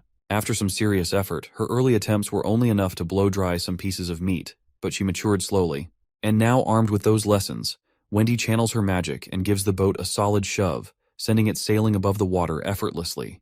Lightning and the knight are pumped to see the boat moving, while this father gets all deep philosopher, pointing out how our hero turned rocks into boats and made them float. At this point, he's starting to believe there's nothing our hero can't pull off in this world. As the boat continues to sail smoothly, the man gives props to Brian for becoming a sailor in less than half an hour. Brian sheepishly credits Lightning because she was the one who was guiding him through everything properly. Meanwhile, on the pedestal, Wendy starts feeling drained and struggles to keep up with pushing the boat, as if running out of magical power. But she takes it as a challenge, pushing her limits with a goal to last until the ship reaches shore. Or so she thought. Wendy starts losing consciousness, and Lightning immediately directs everyone to steer the boat towards shore because Wendy has fallen ill. Once the tomboy gets her down, they find Wendy's entire body covered in icy sweat, potentially freezing her to death. They chide her for not informing them about her condition earlier, but it seems their streak of fortune has just taken a turn, as their boat also crashes into some rocks which causes damage. The captain bellows orders, directing Lady Lightning to escort Lady Wendy back to the castle while commanding the others to stay and gather the sails. As Lightning immediately departs with Wendy, the captain of the damaged ship is visibly disheartened. He reflects that while their test of Littletown was not a failure, it hasn't quite been a success either. At least they've identified two critical issues to address: keeping Lady Wendy warm on the pedestal and making the boat shockproof. Meanwhile, back in town, a carriage travels down a desolate road. The driver of this carriage is a one-legged man, and inside the carriage a priest can be seen beating the shit out of this little girl. And this girl is apparently not alone in this carriage. The carriage driver couldn't help but feel sorry for the girls, even though the man inside the carriage seemed to be their only lifeline. Without him, these girls would have likely frozen on the streets. When the man steps out of the carriage, the driver asks if they are all orphans from Wolfheart Kingdom. The priest nods, explaining that churches in the kingdom take in children when food and clothing are scarce. And since church ends up taking tenfold kids nowadays, the priest is glad that they have a driver someone like him to rely on. Grateful for the well-paying job, the driver appreciates earning 20 silvers to transport these orphans. And since he does not have one of his legs, driving the carriage just suits him perfectly. Little does the driver know, these girls aren't ordinary orphans, they are witches. That's why the priest pays him so generously. But the priest doesn't disclose this detail, just urging the driver to keep going without questions and promising payment upon arrival. Once they stop at a hotel to grab some food, the priest tells a woman that he's brought some tender kids for her to take care of. While that awful man parades those girls around like merchandise, the carriage driver can't bear to watch his client exploit them for a quick buck. He closes the curtains, unable to stomach the sight of their humiliation. The scene shifts to Archbishop Maine descending into a vast underground chamber once again. He marvels at the sight, acknowledging that no matter how many times he visits, the grandeur of the dome never fails to take his breath away. The Archbishop asserts that this dome, which he calls a natural creation, is surely the work of the Lord. The Archbishop explains that while the Hermes Church above ground symbolizes steadfastness, the heavily guarded depths of the Hermes dungeon might be the true heart of the church. Once he steps into that mysterious facility, a knight guides the priest deeper into its depths. As they stroll along, we learn these knights are the church's most steadfast hounds, rewarded with homes in these tunnels for their loyalty. Any disciplinary actions are dealt with severely, often resulting in lifelong confinement within the very dungeons they guard. Other tunnels house libraries filled with church literature, historical documents, and notably, the prison where those unlucky criminals rot away for good. Through another door they go, entering the prison where desperate voices beg for freedom, willing to trade their lives just to escape. The priest stops before a particular cell, secured with a large lock. He instructs the knight to wait outside and, once alone, he urges the prisoner inside to eat properly. The priest reminds him that his meals are among the best, though alcohol is understandably excluded. Well, the man in the prison is apparently the King Wimbledon, and he questions if the priest would even have anything to eat in a place like this, while lamenting 6 months of isolation without any news of his son and daughter. The priest appears reluctant to disclose anything, but finally shares the grim news under the king's pressure. Gerald Wimbledon, the king's first son, was executed on Timothy's orders for regicide. The third prince, Garcia, has declared herself Queen of Clearwater, setting the stage for an inevitable clash with Timothy. As for our hero and the fifth princess, they are alive, but there are no significant updates to report. The old man is completely shocked by the news about his first son. He can't hide his sadness as he asks the priest why he waited so long to throw him in jail. King Wimbledon then reveals that the priest used a witch to create a body double of him to get rid of his first son. He acknowledges the church's growing influence across the kingdom, but demands to know why the priest is causing his beloved children to fight each other through royal decrees. He makes it clear that he would never have allowed such strife among his kids. The priest responds by saying that his children are now adults making their own decisions. He points out that his daughter, Garcia Wimbledon, took over Clearwater Port 5 years ago and wouldn't sit back while her brothers fought for the throne. Furthermore, he emphasizes that the church couldn't afford to waste time and had to remove the King Wimbledon to firmly establish their control over the kingdom. The priest declares that the continent will no longer be divided among the 4 great countries which are Dawn, Wolfheart, Everwinter, and Greycastle. Instead, it will unite as one land under the church's rule and governance. The old man, looking defeated as hell, drops to his knees. Blood's dribbling from his mouth, but he still manages to spit out that he'll be waiting for the priest in hell. The priest, not giving a damn, brushes off the whole hell thing, saying their moves are all part of the church's grand plan. The king kicks the bucket right there, probably poisoned. But who knows? The priest sees this as their golden ticket to power, and he is preparing to take down the real enemy they have ahead of them. I guess he is talking about the demons, the true enemy they have yet to repel for the greater good of humanity. Honestly, church politics never really did it for me, but this series has been a wild ride. Can't wait to see what our hero gets up to next. Back at the Witches' Association camp in the mountains, the witches who stayed behind are mourning their fallen sisters who died because they did not make it through their maturity. One of them speaks up, worried about their next steps. They barely escaped death themselves, and now their sisters who went off to find the Holy Mountain haven't returned in 2 weeks. Their food is also running low, which is only adding to their anxiety. Suddenly, they hear footsteps approaching. It's Lady Leaf. She enters the tunnels and drops to her knees, completely exhausted, and her face eventually meets the floor. Rewinding a bit in time, we find Lady Leaf walking a desolate path, her face pale from the harsh weather and hunger gnawing at her belly. Suddenly, her maturity hits hard while on this desolate journey. Just as she's grappling with this personal battle, a monstrous figure appears right behind her. Startled, she turns and begs for help, only to snap awake abruptly from her nightmare. As she sits up, Hummingbird tells her she's been out cold for 2 whole days. The other witches gather around, looking worried. One of them apologizes for discussing serious stuff right after she's woken up, but the sister insists they've already hashed it out. If Kara doesn't come back, Leaf will have to step up as the teacher to keep the association from falling apart after the recent losses. Without a second thought, Lady Leaf decides she's going to find Nightingale. This bombshell leaves everyone stunned. They're hesitant to believe Nightingale's tale about Border Town, unsure if they can really trust her. Lady Leaf then reassures everyone that they can find a safe place to rest, while she assesses the situation first at the Border Town. She instructs the purple-haired witch to take the role of teacher if she doesn't return, citing her experience as a former member of association. She places her faith in their hands, emphasizing that if Nightingale's information is accurate, Border Town will become their new holy mountain, potentially ending the need for their current association. Meanwhile, back in town, our party confronts some monsters. When one of the creatures vaults over the wall, Vonner thrusts his spear into its belly.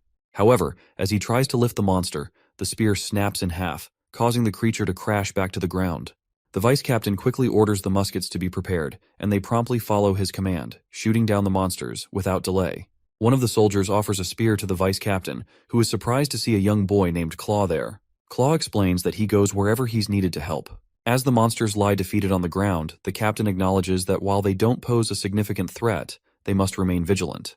He expresses his thrill that ever since our hero took charge of Border Town, they've been able to repel these terrifying monsters.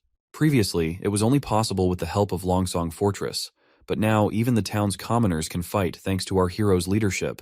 He notes our hero's consistent presence on the mountain during times of danger, standing alongside ordinary soldiers. Suddenly, a hybrid monster appears, and a soldier promptly reports it as a winged lion hybrid. Lightning eagerly steps up to take on the monster, but our hero advises him not to rush. They stick to the plan. Lightning will act as bait to draw the demon's attention while ensuring she stays at a certain height. The monster lands on the wall's surface, and Lightning, brimming with confidence, decides to go for it, assuring everyone he won't disappoint. The prince officially initiates the hunt, but Lightning's confidence is momentarily shaken when he remarks that our hero's determined roar sounded more like a whimpering dog. After blurting out this unexpected comment, Lightning vanishes, leaving our hero unsure how to respond. He even asks the other ladies if he sounded that weird, and they reluctantly agree. The prince tells the ladies to stick to the plan and stay safe, and they nod in agreement. With a smile, the prince looks up at the sky, pleased to see everything going according to plan. Meanwhile, the monster is getting increasingly annoyed as our mischievous tomboy keeps pelting it with pebbles. She eggs the monster on, and it roars back at her. She dashes around it, teasing and taunting like she's playing tag with a giant cat. The monster gets frustrated and smashes the ground with a mighty blow, but Lightning is still enjoying the game. As the monster continues to chase her, Nightingale rushes through her dimensional space, because Lighting has successfully lured the monster into the town square. She tells Anna that even in her hidden dimension, the monster can still sense them with its sharp senses. So she advises Anna to approach cautiously with her fire, which has a radius of 5 meters, emphasizing they only have one shot to take down the beast, and they can't afford any slip-ups. Meanwhile, Lightning's still playing tag with the lion, making it increasingly ticked off with her relentless pursuit. When the ladies spot their chance, Anna gets down to business. Once the lion's in her sights, they pop back from that dimension.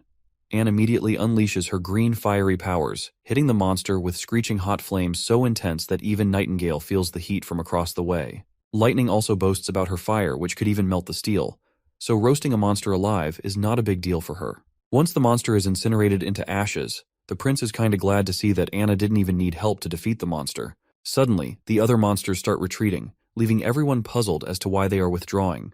Our hero catches sight of something unexpected and looks up with astonishment on his face. He sees the gloomy clouds clearing from the sky and sunshine forcefully making its way through it, indicating that the months of demons have ended. News quickly spreads that the months of demons have finally ended, and everyone basks in this moment of triumph. Our hero gathers everyone together, and as he starts his speech, the crowd of townsfolk and soldiers gets all hyped up, cheering about how nobody went hungry this winter under our prince's watch. The prince acknowledges that the months of demons are behind them now, and Bordertown has come out on top with few casualties, all thanks to the gutsy civilian army. He contrasts this with how Longsong Fortress used to threaten them with starvation and cold, but today's victory proves that Bordertown can stand tall on its own. The crowd goes wild again, thrilled that they don't need to depend on others anymore. With a grin, the king decides to throw a big bash to celebrate their hard-won success. He announces a victory parade, promising that everyone who joins the town square dance will get a tasty treat of honey-glazed beef. Once the parade time arrives, the chief knight escorts a big chunk of beef into the party, and Hunter Ironaxe takes charge of lighting up the fire grill. Soon, everyone starts their victory dance as flames crackle around the bonfire, filling the air with the sweet aroma of sizzling meat. Hunter Ironaxe announces that anyone who dances will get meat, and the longer they dance, the more they'll receive. People eagerly volunteer to dance, thinking it looks easy, and they persuade their friends to join in since no dancing means no meat. While everyone enjoys themselves, the chief raises concerns about distributing all the remaining stock of meat, fearing the prince might not have anything to eat until the next shipment arrives. The prince feels a bit disappointed, but reluctantly agrees to let the civilians enjoy themselves. So, their lively night continues with everyone dancing around the bonfire, singing, and having a great time. For the people of Bordertown, surviving the months of demons peacefully is an achievement worth celebrating, and festivities like this one will be remembered fondly for years to come. Meanwhile, our prince rushes back to the castle for his own private banquet, where all the witches are eagerly waiting. As soon as the prince arrives, Lightning decides to start the feast officially. Anna roasts sweet chickens with her fiery magic, cooking them to perfection and leaving Nana drooling over the delicious aroma. Nightingale shows off her skills by expertly slicing the meat into many pieces. Meanwhile, the tomboy and Nana are having the time of their lives, because having an outdoor barbecue party is the best thing they can wish for in their lives. Our hero is also having a great time, especially seeing everyone so happy. He believes they deserve this kind of luxurious treatment, thinking that people with such incredible abilities shouldn't be treated any less. Suddenly, the boy finds himself getting a sweet smooch from Lightning, right on his face. Nightingale and Anna are absolutely blown away by this unexpected move, and our hero's reaction is just as stunned.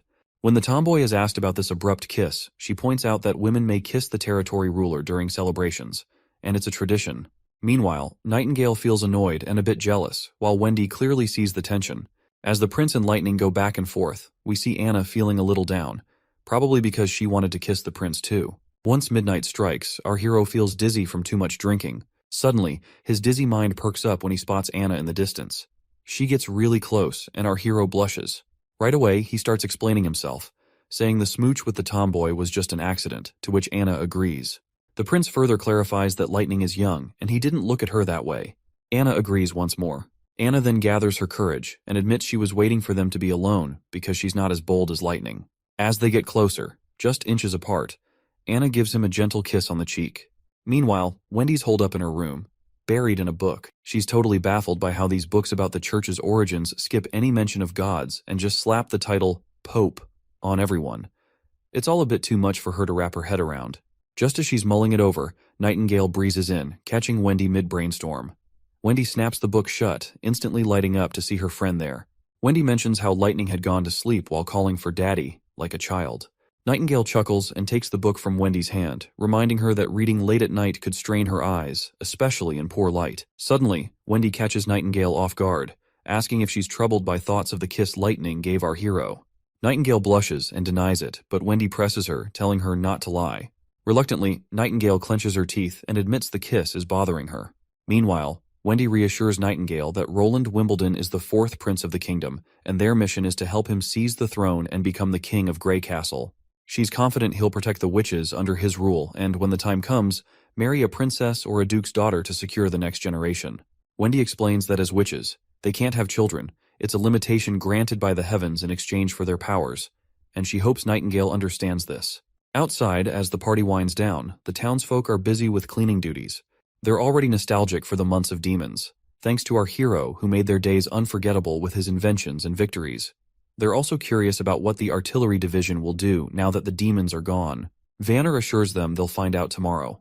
The next morning begins with the sound of horns, gathering all the soldiers for an announcement from our hero. Iron Axe informs them that since they've successfully protected Border Town from the demons, every member of the civilian army is now a private soldier under Prince Roland. However, he gives them the option to leave if they wish not to continue.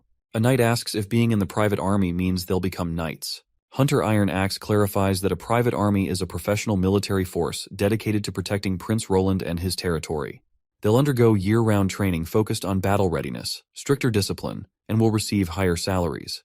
The soldiers aren't totally sold on the better pay part, so Iron Axe lays it out. There's going to be a military ladder in this private army. With those who achieve outstanding results in battle will be promoted. Military officers will receive higher salaries and even land of their own.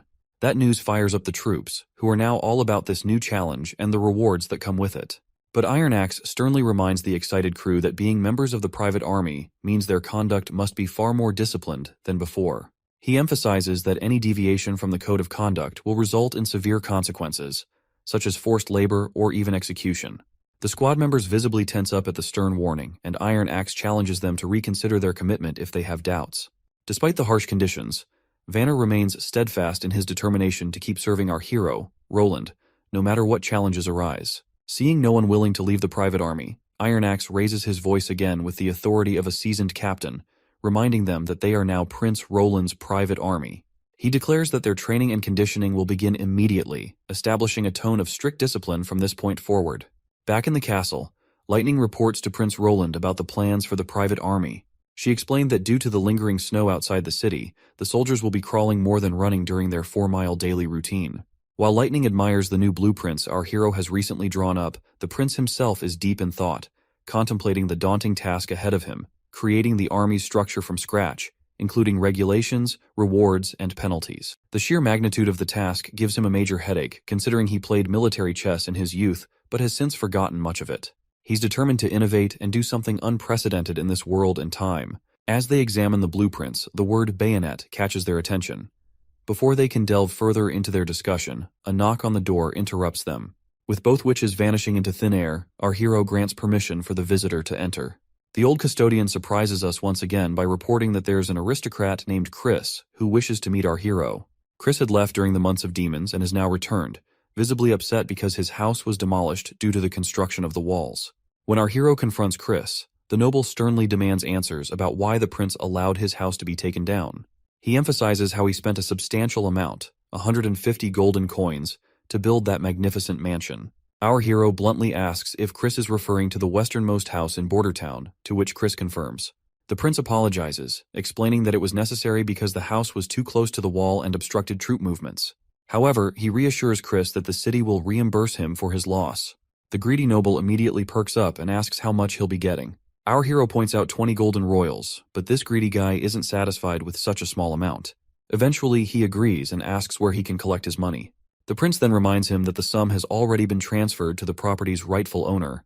The noble gets agitated and slams his hand on the desk, insisting he is the rightful owner of the property. Our hero cunningly points out that if the property truly belonged to him, why hadn't he been there even once during the months of demons? The noble explains that he had stayed at Longsong Fortress because he didn't want to die in Border Town. That is when the prince sees his opening, and questions whether this fat cat is implying he deserted his ruler out of fear of the demons. As the chief knight strides over, he claps the noble on the shoulder with a fierce look, letting him know that admitting his mistake about the house ownership can make this whole thing just a misunderstanding. He warns the noble that he can leave quietly to avoid any trouble, but if he does not leave, he will be charged for the act of treason and will be executed right away. The noble starts sweating bullets, finally owning up to his blunder and admitting the house isn't his. Our hero plays it cool, casually telling him it's all good and he can head out without any fuss. Before the noble scurries off back to Longsong, our hero tosses a message with him to carry. If any other nobles want to dodge treason charges, they better think twice about returning to town. It sounds like the noble is seething with frustration as he vents his anger by punching a nearby tree. He's convinced that once the Longsong Duke takes control of the territory, the prince will have to return, and this fat cat will wait for the moment to gloat over our hero's supposed downfall. As he storms down the road, his fury subsides when he spots a woman covered from head to toe, and the noble is taken aback by her beauty. He's never seen such elegance, not even among some princesses. Watching her stride purposefully toward the castle, he begins to wonder if she might be our hero's wife. Once inside the city, she covers her face again amidst the bustling town, finding herself confused to see the bustling streets, even though the months of demons just ended recently. When she reaches the castle gates, she wonders if Nightingale was truthful about the prince of this town. She hesitates before entering, but then she makes up her mind, thinking she could handle at least 2 guards if it came down to it. The knights at the castle door react sharply at this robe figure, ordering them to back off, as this is not a place for commoners. Lady Leaf remains undeterred, removes her hoodie, revealing her beauty, and boldly identifies herself as a witch. The soldiers exchange bewildered glances, unsure of how to respond. Meanwhile, Lady Leaf nervously swallows her fear and, with determination, requests to meet Nightingale, Nana, or Anna. The both guards take glances at each other, and one of them decides to step inside to report the situation. While seeing those soldiers go, Lady Leaf remains fearful that the soldier might be fetching reinforcements, or perhaps Nightingale had deceived them about the existence of Nana and Anna. With her head down in thought, she suddenly feels warm hugs from both Nightingale and Wendy. Once she realizes that they are her friends, the Lady Leaf is stunned to see both Nightingale and Wendy embracing her, their eyes moist with tears of joy. Wendy whispers a heartfelt "welcome home" into Lady Leaf's ear, which causes her to burst into tears herself. Meanwhile, our hero is seen yawning, and Wendy brings him some tea. During their tea time, our hero inquires about Nightingale, prompting Wendy to happily reveal that Nightingale is welcoming a new sister who has recently arrived. Our hero nearly chokes in surprise at this news, while Wendy enthusiastically mentions that the sisters from the association have come to Border Town. Shocked and excited, our hero asks Wendy if they were not looking for the Holy Mountain, to which the woman explains that only 7 witches remain, as the rest were obliterated by the monsters during their adventure. Lady Leaf then apologizes, mentioning they arrived while our hero was asleep, and asks for forgiveness for letting the witches enter the castle. Our hero, on the other hand, is thrilled to have more witches join them, no matter their skills or how many there might be. Wendy, though, drops a hint from Lady Leaf that these gals aren't exactly warriors, which means they might not be much help in a fight. You see, under the Stone of Divine Judgment's influence, these witches are kind of limited in their combat skills. But hey, the prince is cool with that. Having a witch who can zap things with electricity means no more dark nights, and one who can sculpt stuff means skipping all that refining and molding hassle. It's got our hero daydreaming about how much he can jazz up this ancient world with technological advancement using the power of witches.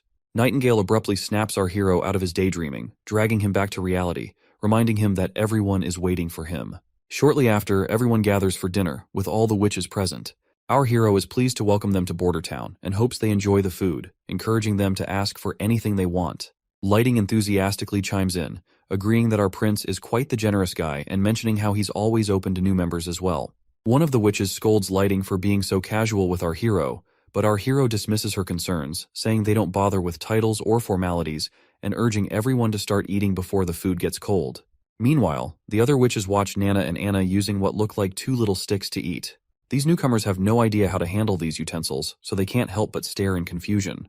Regardless, everyone digs into their meal, thoroughly enjoying it, and once dinner ends, our hero finds himself poring over documents detailing each witch's abilities. After reviewing everyone's skills, the prince realizes that there isn't a witch capable of shaping materials or generating electricity.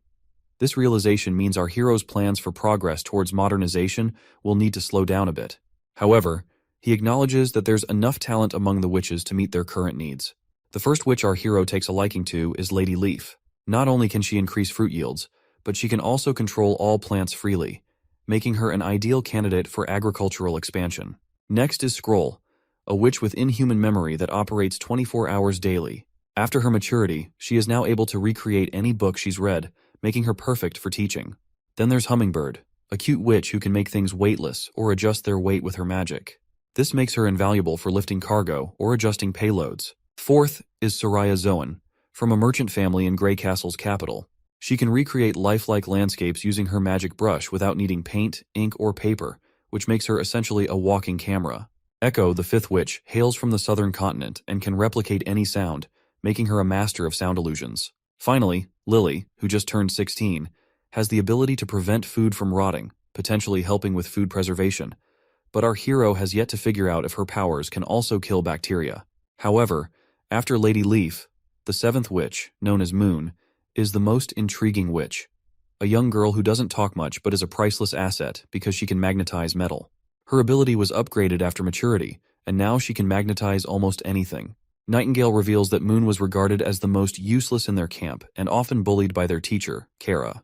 But for our hero, magnetism means he has a way to generate electricity, which is the oldest trick in the engineering books, and all credit goes to Faraday. With electricity, they can have light, and it won't be long before another miracle happens in his territory. He decides not to categorize the witches into battle and non-battle categories, but instead prefers to place them into 3 large categories. The first category is self-reinforcing, consisting of passive abilities that are not affected by the Stone of Divine Judgment. The second category is summoning, and as the name suggests, the magic is summoned outside the body, but with an area of effect of 5 meters or less, and this ability can easily be suppressed by Stone of Dive Judgment. The third category, power attaching, is all about directly attaching magic to their target. The process is slow, consuming a hefty amount of magic, and can be interrupted by the Divine Stone of Judgment. However, once the conversion is done, the added properties become intrinsic to the object. They remain effective even in the presence of a Divine Judgment Stone. Once he sorts everything out, he calls it a day, knowing that things are about to get a lot more hectic from here on out. But that's a story for another day. I'm sure you all enjoyed the journey as much as I did. Even after reaching this point, we're left craving more, eager to see how our prince will achieve the utopia he envisions. And let's not forget about the intrigue of church politics and the mysteries surrounding the demons. There's so much more to uncover.